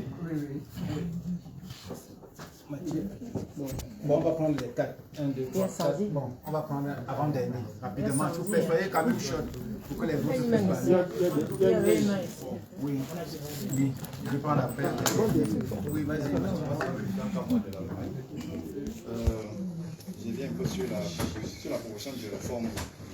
Il y a un point qui a été, après l'avoir un peu lu, je me suis posé la question sur les propositions émises concernant la les réformes de double nationalité.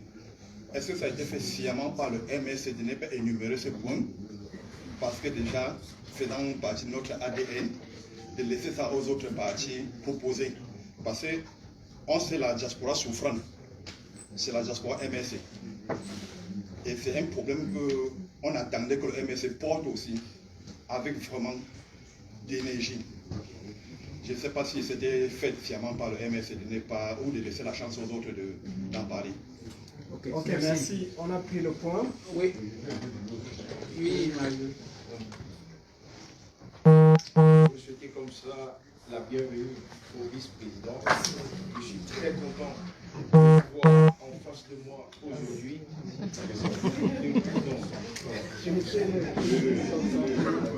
Excusez-moi d'être très émotionnel, monsieur le vice-président. J'ai bravé les rues européennes, le froid et tout pour votre libération. je vous vois en face de moi aujourd'hui, je suis très content. Je porte votre projet et ma question aujourd'hui, je veux savoir où est-ce que nous allons réellement.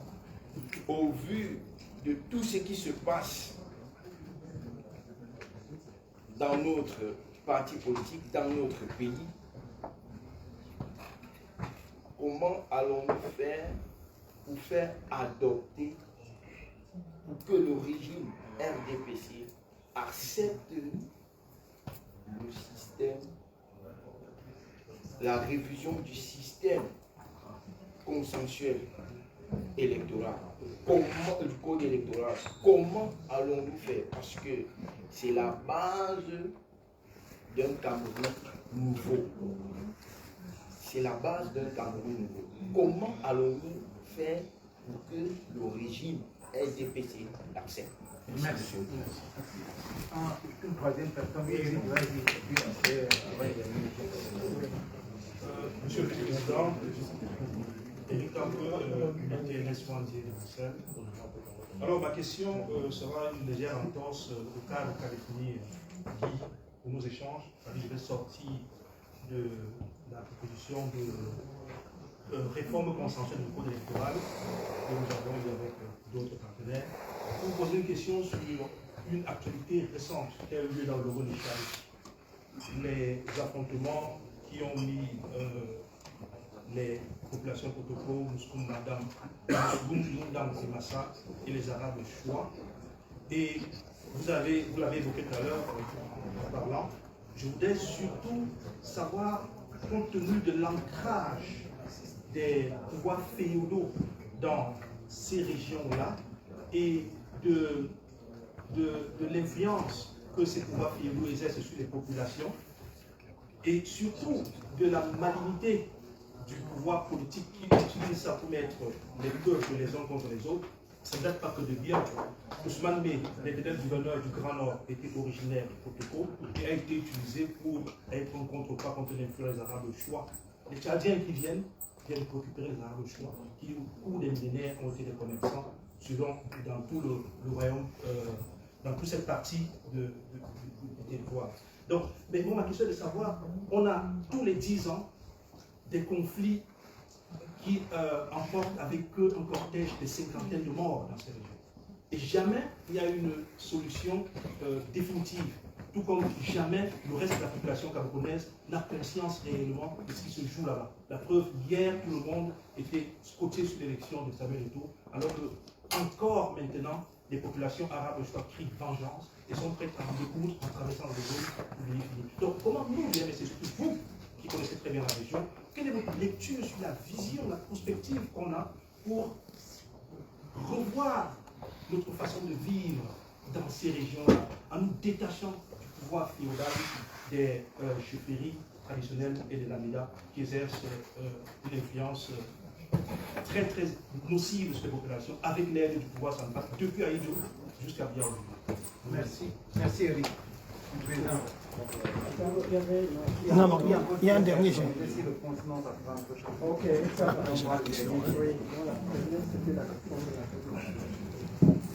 Alors, déjà par rapport à la double nationalité, moi je voulais savoir, qui d'entre vous a eu les propositions des différents partis politiques individuellement?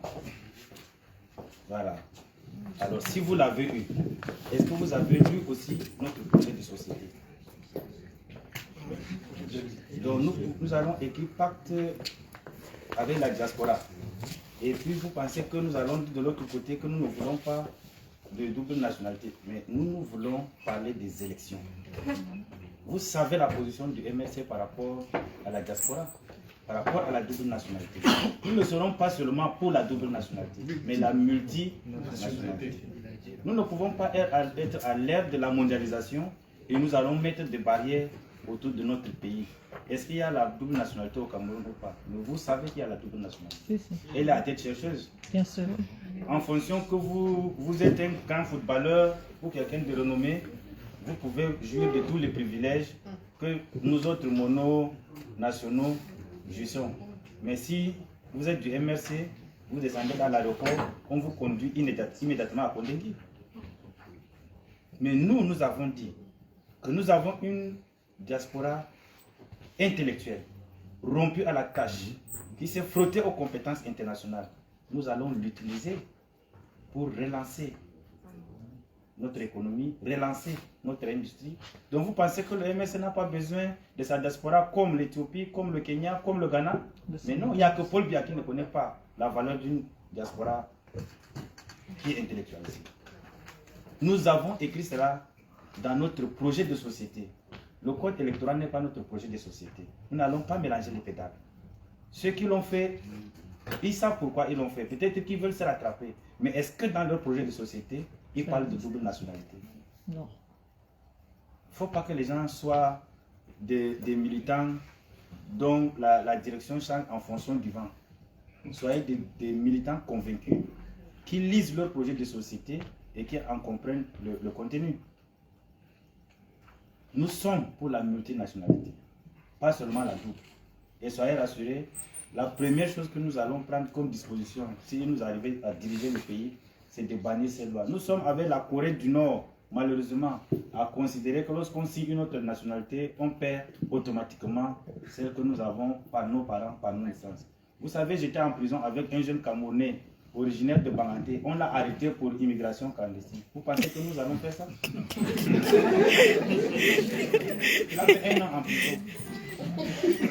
Quand il fallait libérer les gens, parce qu'il y avait le Covid, on le libère, il part acheter son passeport, on l'arrête encore, on l'envoie à Condé. Que non, il n'était pas concerné par ce choix que Biya a fait juste sur les grands bandits, au lieu de libérer tout le monde. Donc nous sommes pour la double nationalité. Là, il s'agissait de faire des propositions pour le code électoral. Nous, on n'a pas besoin d'être hors sujet. Donc je crois que c'est clair. La deuxième question, c'est où allons-nous réellement? Mais nous allons à étudier. Oh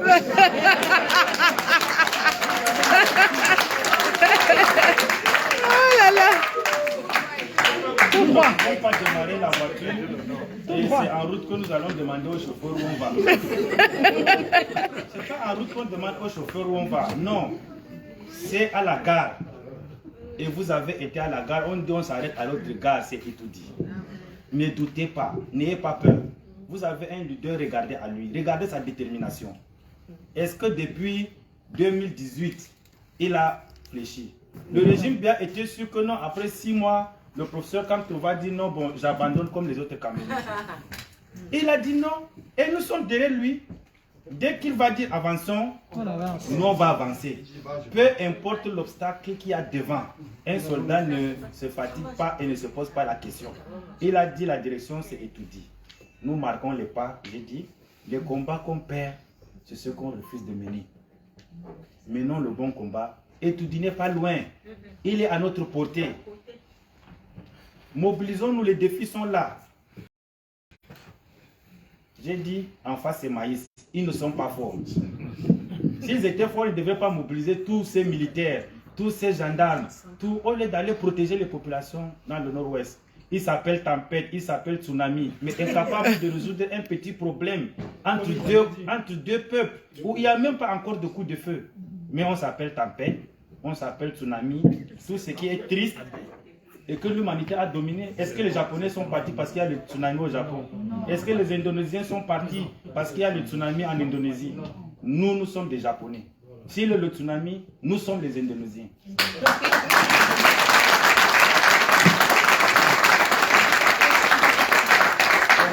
Par rapport au problème qui se vit dans le Logone et Chari, je veux vous dire, aujourd'hui au Cameroun, on est arrivé à un niveau de sadisme, un niveau où l'empathie a complètement disparu. Au Cameroun, lorsque on tire sur vous, on dit mais pourquoi est-ce que tu n'es pas allé à gauche? Parce que non, le policier était dans une position de légitime défense, il y avait les armes dans la voiture, mais en même temps on dit non, il ne s'est pas arrêté au contrôle. Les Camerounais justifient la mort, ils banalisent la souffrance, même quand ils n'ont pas compris, pourvu que ça entache le régime Biya, ils vont justifier. Ce qui se passe dans le Logone et Chari est juste caractéristique du cynisme du régime de Biya. On connaît un peuple qui, depuis des millénaires, vivent ensemble.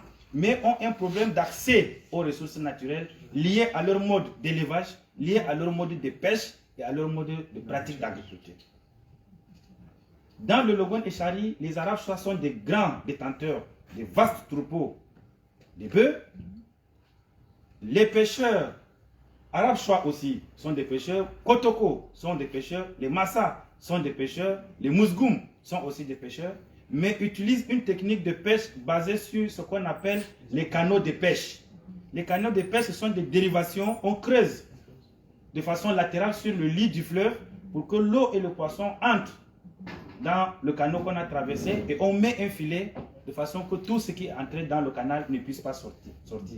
Ces poissons sont récoltés, séchés par ces différents peuples et vendus. C'est ce qu'on appelle les petits poissons pourris. Ceux qui ont fait l'extrême nord, le nord, ils savent que chez nous, cette odeur que les autres trouvent de pourri, c'est notre camembert.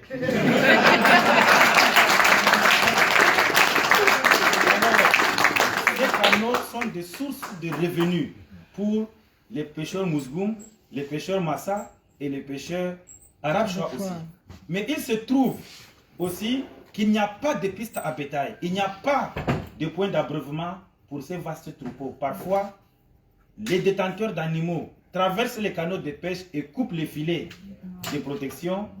Lorsque c'est un Arabe Chois qui traverse dans un canal de pêche qui appartient à un Mousgoum, à un Massa, à un Kotoko, ou inversement, cela devient source de conflit parce qu'il se dit toute l'année je n'aurai plus rien et ça se déferle parfois en des violences meurtrières comme vous avez vu. Voilà juste la cause de tous ces problèmes. Et pendant longtemps, les peuples arabes ont été associés aux peuples allogènes venus d'ailleurs, aux peuples qui ont pratiqué la razzia, parce que ce sont des Arabes. Vous avez connu l'esclavage arabe, les rabats et machin. C'est la même, c'est l'histoire qui est restée. Mais alors, il y a aussi cette volonté du régime à manipuler les peuples. Tout à fait. À l'avènement de la démocratie, les Arabes, ils sont les plus majoritaires dans le Logone et Chari, ont pris parti pour le régime Biya. Les Kotoko ont choisi l'UNDP. Alors, vous allez le remarquer jusqu'aujourd'hui, des 10 communes qu'il y a dans le Logone et Chari, 7 sont conduites par des Arabes Chois. Ce sont des peuples riches, des commerçants. Les autres sont des agriculteurs et des pêcheurs. Mais ils ont fait l'école. Les Kotoko ont fait l'école. Vous allez dans tous les villages Kotoko, vous allez trouver des grands intellectuels parce qu'ils ont eu, dans l'histoire du Cameroun, quelqu'un qui a été quand même gouverneur du Grand Nord et dont les enfants sont aujourd'hui ministres, secrétaires généraux. C'est un avantage. Mais est-ce qu'il y a de Kotoko, d'Arabes Chois, malgré le fond nom, ministre? Non. Difficilement, ils ont fait l'école. Il est possible de traverser tout un village arabe Chois, personne ne sait parler français. Il n'y a pas d'école, il n'y a pas de table banc. Mais, je vous dis, il y a 7 maires arabes Chois, mais ces maires, peut-être 2 seulement savent lire et écrire. Le reste, ils ne savent ni lire ni écrire. Mais Paul Biya a permis. Mais alors, est-ce que c'est parce que le régime fait ça que des peuples qui ont vécu pendant longtemps sur place, qui se sont donné leurs enfants en mariage, puissent aller à ce niveau de violence s'entretuer? Notre position a été claire. Nous formons une république, nous formons une nation. La nation, ça veut dire nous sommes à l'intérieur d'un même territoire malgré nos diversités. Mais quand il arrive à prendre le poignard, mettre dans l'œil de son vis-à-vis, mettre le feu sur la maison de quelqu'un qui a souffert toute sa vie pour bâtir, détruire le marché, brûler les banques, tuer jusqu'à 50 personnes, ça c'est le chiffre qu'on a donné, il y a plus de 300 morts. Et quand l'armée est là et n'agit pas, on se demande pourquoi c'est là. Où est le rôle de l'État? Où est la République? Paul Biya sort un communiqué laconique et envoie le même à Tangandji pour chercher à résoudre ce problème. Mais on connaît les performances de Tangandji par rapport à la crise anglophone. Il a été envoyé. Et aujourd'hui, 5 ans après, c'est les morts, c'est la destruction, c'est tout. Ce que nous voulons, c'est l'apaisement des cœurs. C'est la répartition des richesses et la gestion de ces problèmes liés à l'accès aux ressources naturelles. Il faut des pistes à bétail pour que les animaux ne passent plus dans les canaux de pêche. Pour quelqu'un qui a été au ministère de l'élevage comme moi, c'est d'arrêter les canaux de pêche. Les canaux de pêche sont des techniques de pêche minière, c'est-à-dire qu'ils font des prélèvements sans possibilité de reproduction. On se plaint que le poisson disparaît dans le Logone. Mais le Logone, à un moment de l'histoire de ces pays, a été le fleuve le plus poissonneux de l'Afrique. Vous imaginez que le poisson du Logone nourrit tout le Grand Nord, nourrit le nord du Nigeria, nourrit le Tchad. C'est là où se trouve la plus grande concentration de la population. Parce que la RCA aussi, des vastes troupeaux quittent l'Afrique de l'Ouest, le Sénégal, le Mali, le Burkina, et viennent pâturer au niveau du lac Tchad. Mais toutes ces populations qui viennent avec l'essentiel de leur famille sont nourries aussi par ce poisson. Mais aujourd'hui, cette pêche, en utilisant les canaux de pêche, a détruit la biodiversité au niveau du Logone. Ce qui est révoltant, c'est qu'il y a eu des financements à coût de milliards au ministère de l'élevage, des pêches et des industries animales pour pouvoir empêcher cette technique de pêche. Mais cet argent a été détourné. Des études menées sans résultat, aucune application de recommandation. Il faut mettre terme pour la survie même du lac Tchad à la pêche en utilisant les canaux de pêche. Il faut mettre terme à cette technique parce qu'elle va éviter les conflits. Il faut construire des pistes à bétail, il faut construire des points d'abreuvement d'eau, de façon que les animaux ne doivent pas divaguer, ils ont un couloir à suivre. Mettre sur pied des comités de consultation, de gestion de conflits, afin que lorsque des signaux sont lancés, le comité devra rencontrer les différents parties prenantes afin d'appeler à l'apaisement. Que l'administration cesse aussi d'utiliser le conflit agropastoral pour se faire plein la poche. Les sous-préfets jouent un rôle important dans l'incidence des crises aujourd'hui dans le Logone et Chari. Les sous-préfets convoquent les éleveurs, ils convoquent les pêcheurs, ils convoquent les agriculteurs, prennent l'argent chez tout le monde. Et en gestion des conflits, les mauvaises résolutions constituent des sources de conflits prochains. Que le régime ne laisse pas uniquement les Nations Unies ou le CICR venir résoudre un conflit lié à l'herbe et à l'eau. On laisse le CICR venir réunir les communautés alors que nous avons un gouverneur qui n'hésite pas à aller rapidement quand il faut distribuer des dons pour les réfugiés de Boko Haram. Mais est-ce que leur technicité, leur expertise est orientée en fonction du gain? Nous avons un peuple camerounais à protéger. Et j'en appelle à la conscience de ce régime, s'il en a une d'ailleurs. On ne peut pas vivre sous la souffrance du peuple. Le peuple s'est massacré. On a brûlé Koussiri. Paul Biaselakour, malheureusement, tous au volet. Merci. Le dernier jeu de questions. S'il vous plaît, juste une petite précision pour celui qui posait la question sur la double nationalité. Le président a vraiment très bien répondu en donnant notre position. Mais aussi, j'ai un peu regardé dans le texte, il y a eu plusieurs personnes qui sont venues avec des propositions justement sur cette question du double nationalité. C'est là. Mais moi, je n'ai pas participé aux travaux. Je peux supposer que, comme c'est mis, c'est le minimum qu'on a amené ici. Vraiment, qu'ils ont jugé comme étant ce qui est le plus essentiel pour cela. Donc, non, justement, je peux comprendre que pour nous qui sommes en diaspora, on se dise que mais, on a peut-être été mis de côté. Mais très clairement, à un moment donné, quand on est dans une négociation, il y a des choses qu'on va peut-être devoir, sur lesquelles on va devoir faire des compromis, laisser, mais c'est juste pour mieux sauter par la suite. Donc, je voulais juste donner cette petite précision-là pour dire que non, le point est bien inscrit là, dans les propositions de départ, mais manifestement, ça n'est pas ressorti. Peut-être parce qu'ils ont estimé que le texte de loi en lui-même, et comme dit le président, la double nationalité. Après, il y a Christian. Oui, Wakat, Basile et... Oui, et après... Oui. Ok. Sandy, tu as la parole. Merci de me donner la parole. Bonsoir tout le monde. Bonsoir. Bienvenue à Monsieur le Vice-président Mamadou Mota à Bruxelles et c'est tout un plaisir de vous rencontrer. Je suis partie spécialement de Londres pour cela.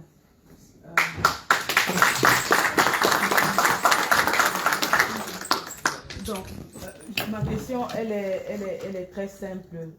Vous savez, je suis l'une de ceux qui essayent de vulgariser le message politique afin de le rendre accessible et digestible pour les basses couches de la population, notamment en m'exprimant dans un langage que tout le monde au Cameroun comprend. Et à ce titre, ce document de proposition de réforme du système, et ça c'est très important, je dis système, du système électoral m'interpelle, parce qu'il a requis de longs mois de travail entre plusieurs partis politiques, comme on l'a dit.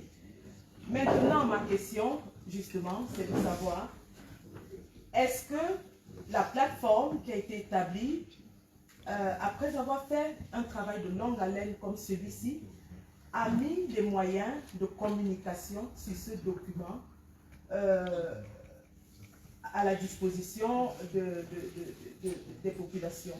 Ce qui veut dire que, est-ce qu'il y a un comité de communication? Est-ce qu'il y aura des communications à l'avenir là-dessus? Il faut noter que c'est un document de 231 pages que vous avez très bien fait de mettre en 13 points. On verra comment on pourra aussi jouer notre rôle là-dedans. Mais il serait bien de savoir s'il y a des communications à l'avenir qui sont prévues pour justement donner ce document au peuple, parce que c'est du peuple qu'il s'agit. Merci. Merci. Ok, Christian, tu as la parole.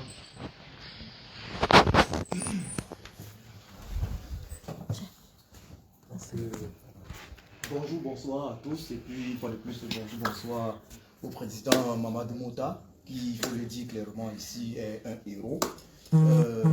Franchement, personnellement, j'ai fait le déplacement parce que je ne pouvais pas manquer de voir cet homme courageux ici. Merci pour le travail pour notre patrie. Mais j'ai une question à poser. Cette question concerne évidemment la réforme consensuelle du système électoral. En tant que membre de la diaspora camerounaise, évidemment que la double nationalité ou la multiple nationalité est pour moi quelque chose de prioritaire. J'ai été surpris de constater que le MSC n'a pas introduit ça dans ses points. Je pense que c'était plutôt 20 points et non 13 d'ailleurs, mais que le MSC n'a pas introduit ça parmi ses points, tandis que d'autres partis politiques ont eu à l'introduire. Bon, maintenant je vais aller dans le même sens que Sandy. Voilà, et dit ceci, nous attendions à ce qu'il y ait vraiment un résumé consensuel de points que le peuple soit capable de digérer facilement, rapidement, afin de mettre ça à la disposition du peuple, d'ailleurs même sous forme de pétition, afin de démontrer au régime en place à Yaoundé que le peuple adhère à un tel document de façon massive. Je ne sais pas s'il y a quelque chose qui a été fait dans ce sens-là, mais je m'arrête là. Merci déjà d'avance pour les réponses. Ok, merci Christian. Oui, Raoul, tu as la parole. Après, bonsoir à tout le monde. Bonsoir au vice-président et bienvenue parmi nous. Donc, je me nomme Feu Hugues Raoul. Donc, voilà, j'ai une question qui va se subdiviser en deux petits volets. Le premier, c'est de savoir quelque chose. Il y a une allocution qui est très souvent dite au sein de la sphère politique au Cameroun, surtout qui concerne les élections, celle selon laquelle le Grand Nord serait le bastion du RDPC. Bon, on aimerait bien que le vice-président en parle un peu, si c'est une vérité ça.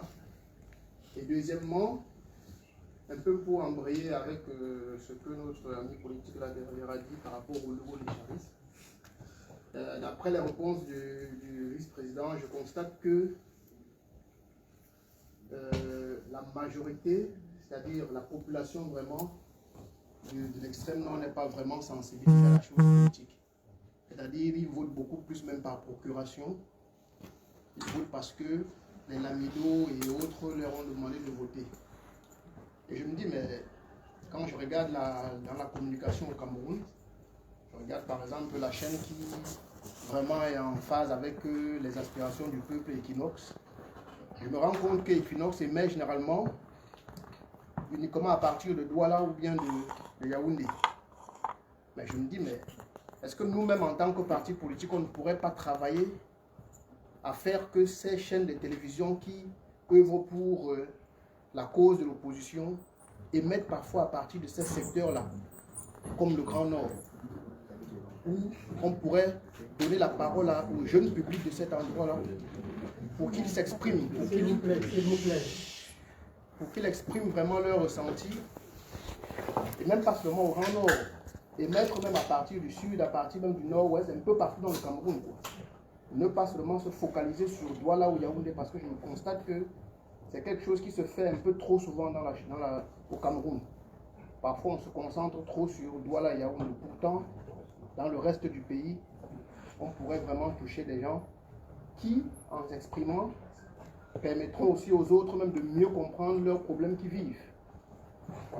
Voilà. Merci. Bonsoir à tous. Bienvenue, monsieur le vice-président parmi nous. Je suis André Basile Noumbissi de l'unité Oumniobé de Bruxelles. Je crois qu'avant d'arriver à la question, je voudrais d'abord vous remercier pour le grand courage avec lequel vous nous menez dans cette lutte pour le changement au Cameroun dans la paix. Voilà. Individuellement, je crois que vous y mettez un peu de vous-même. Et ça impressionne beaucoup parmi nous. Je voudrais donc profiter de votre présence pour poser une question qui parle.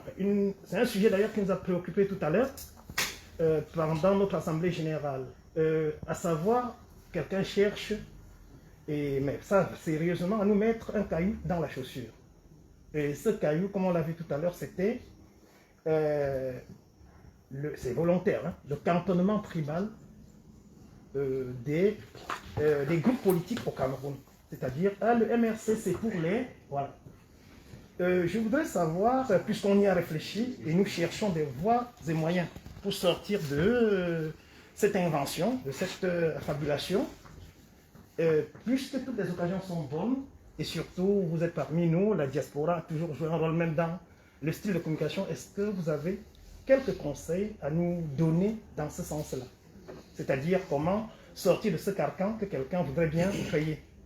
Et est-ce que vous-même, à votre niveau, vous pouvez nous dire, vous pouvez me rassurer en disant ce que vraiment tout le courage que je vous reconnais peut aider à lever ce genre d'équivoque. Je voudrais terminer, ça c'est juste une observation en disant, ça c'est peut-être l'explication du premier point, du remerciement. Beaucoup de gens le savent ici, j'étais un peu comme tout Camerounais qui voyait même les choses, même le MRC toujours à distance. Mais Guy par exemple, ou bien beaucoup d'autres savent que je me suis retrouvé sur Internet un jour avec le fameux meeting de Tokombéré. Et pour moi, c'est ce jour-là que j'ai compris que la mayonnaise est en train de prendre. Voilà, merci. Et je vous remercie donc pour ça. Finalement, je prends une fois directement, comme le dernier j'ai, Béatrice, et puis il y a... Béatrice, c'est bon, Béatrice, vas-y, et puis on arrête, le reste. Béatrice, tu as la parole. Bienvenue, député. Merci. Très heureux que vous soyez parmi nous ce soir. Alors... Parle comme lorsque tu chantes. Alors, les amis ont posé la question. J'ai seulement envie de chanter 2 couplets. Et mes chansons sur Madea, président quand le peuple est avec vous. Je chante seulement 2 couplets. Après, non. Ok, vas-y. Tu vas répondre, tu vas répondre et puis chanter, s'il te plaît. Parce qu'il a répondu une question là. Et ça concorde à cette chanson. S'il te plaît, s'il te plaît, laisse qu'il réponde.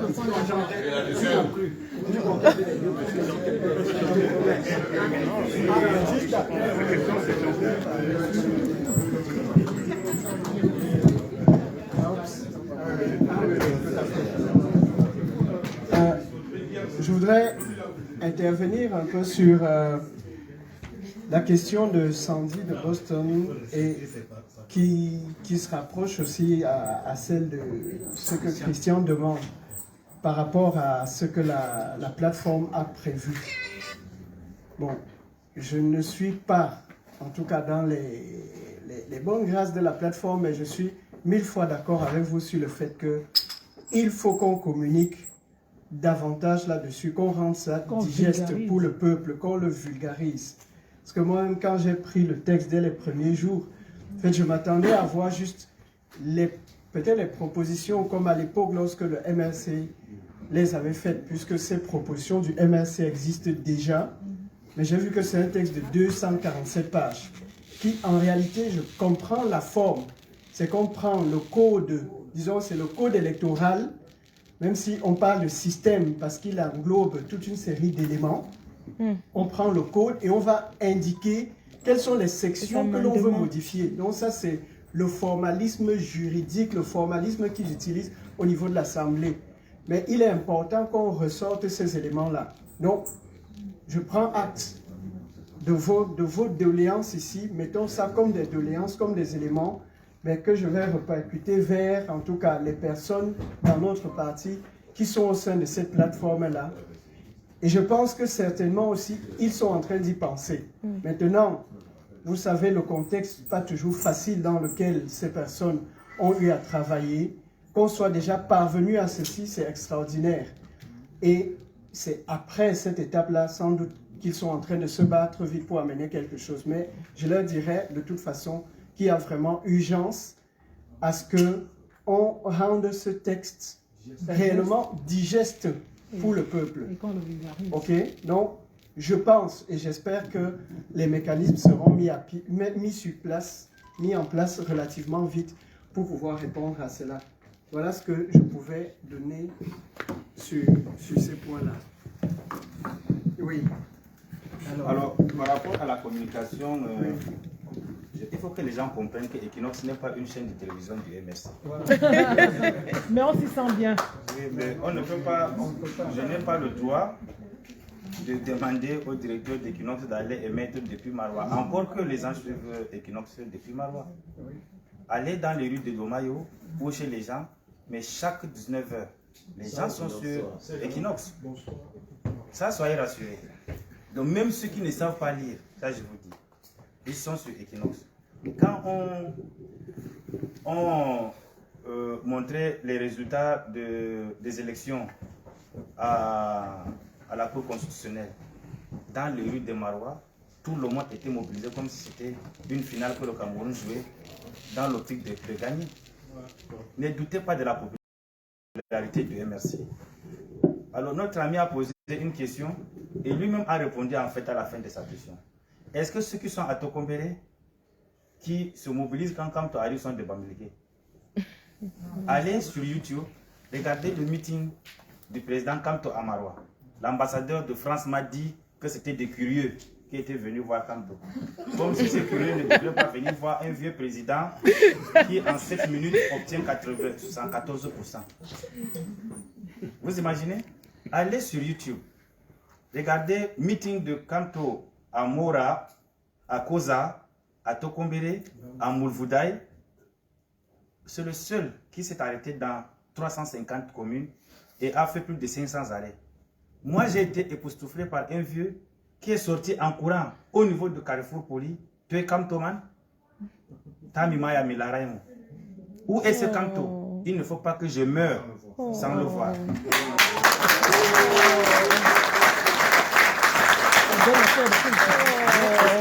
Est-ce que c'était un Bamileke? Non. Du tout. Il faut que les gens cherchent. C'est en fait la construction de l'ennemi. Ce régime a toujours fonctionné comme ça. Rattacher l'UNDP aux nordistes et beaucoup plus aux musulmans. Mais c'est ce que l'autre député, ministre a fait pour ne rien obtenir que le poste de sénateur aujourd'hui.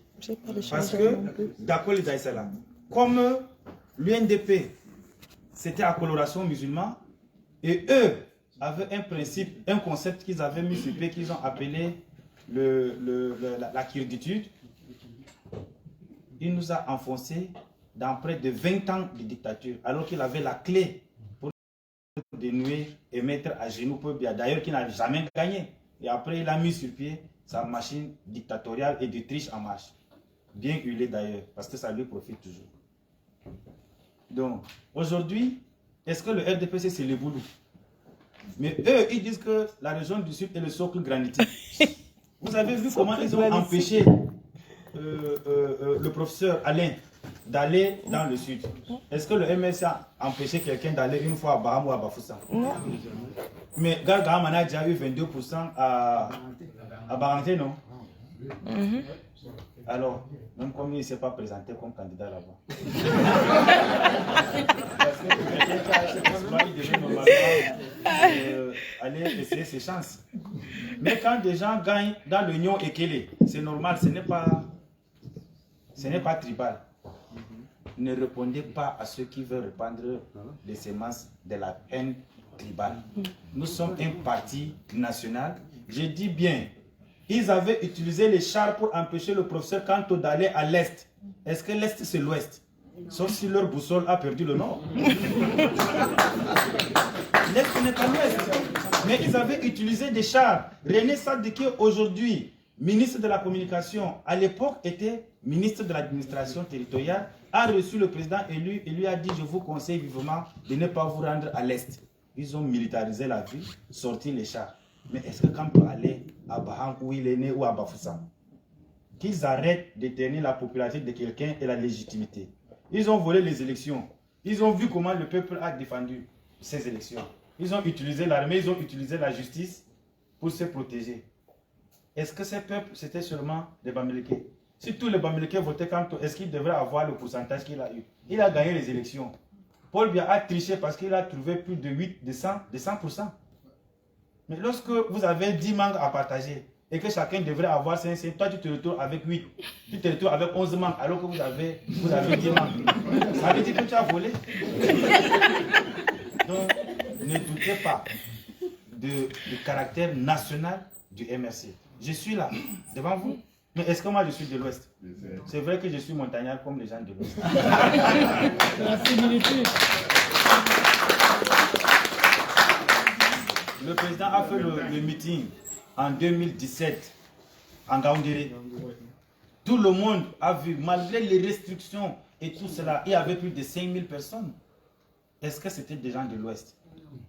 Est-ce que Dr Boutier est de l'Ouest? Mais que les gens arrêtent. Je vous dis, répondez seulement par nos vidéos. Vous tapez Koza, vous tapez Tokombe, vous tapez Moulvoudaï, vous tapez Marwa. S'il y a les Bamileke comme ça, c'est que c'est les plus nombreux du Cameroun. Donc, qu'on cesse de tribaliser le parti. Moi, je pense que c'est plutôt eux qui ont tribalisé l'administration. Quand vous avez le fils ministre des Finances, le fils directeur de la BEAC, le fils ministre de la Défense, l'ami chef de la police, le neveu chef de la gendarmerie, c'est ça là qui est la tribalisation de l'administration. Après, ils mettent quelques petits guignols qui jouent des rôles de serpent et machin. Qui n'ont en réalité aucun pouvoir. Parce que si aujourd'hui ils sont dépouillés de ce pouvoir de ministre, ils deviennent légers. On les voit.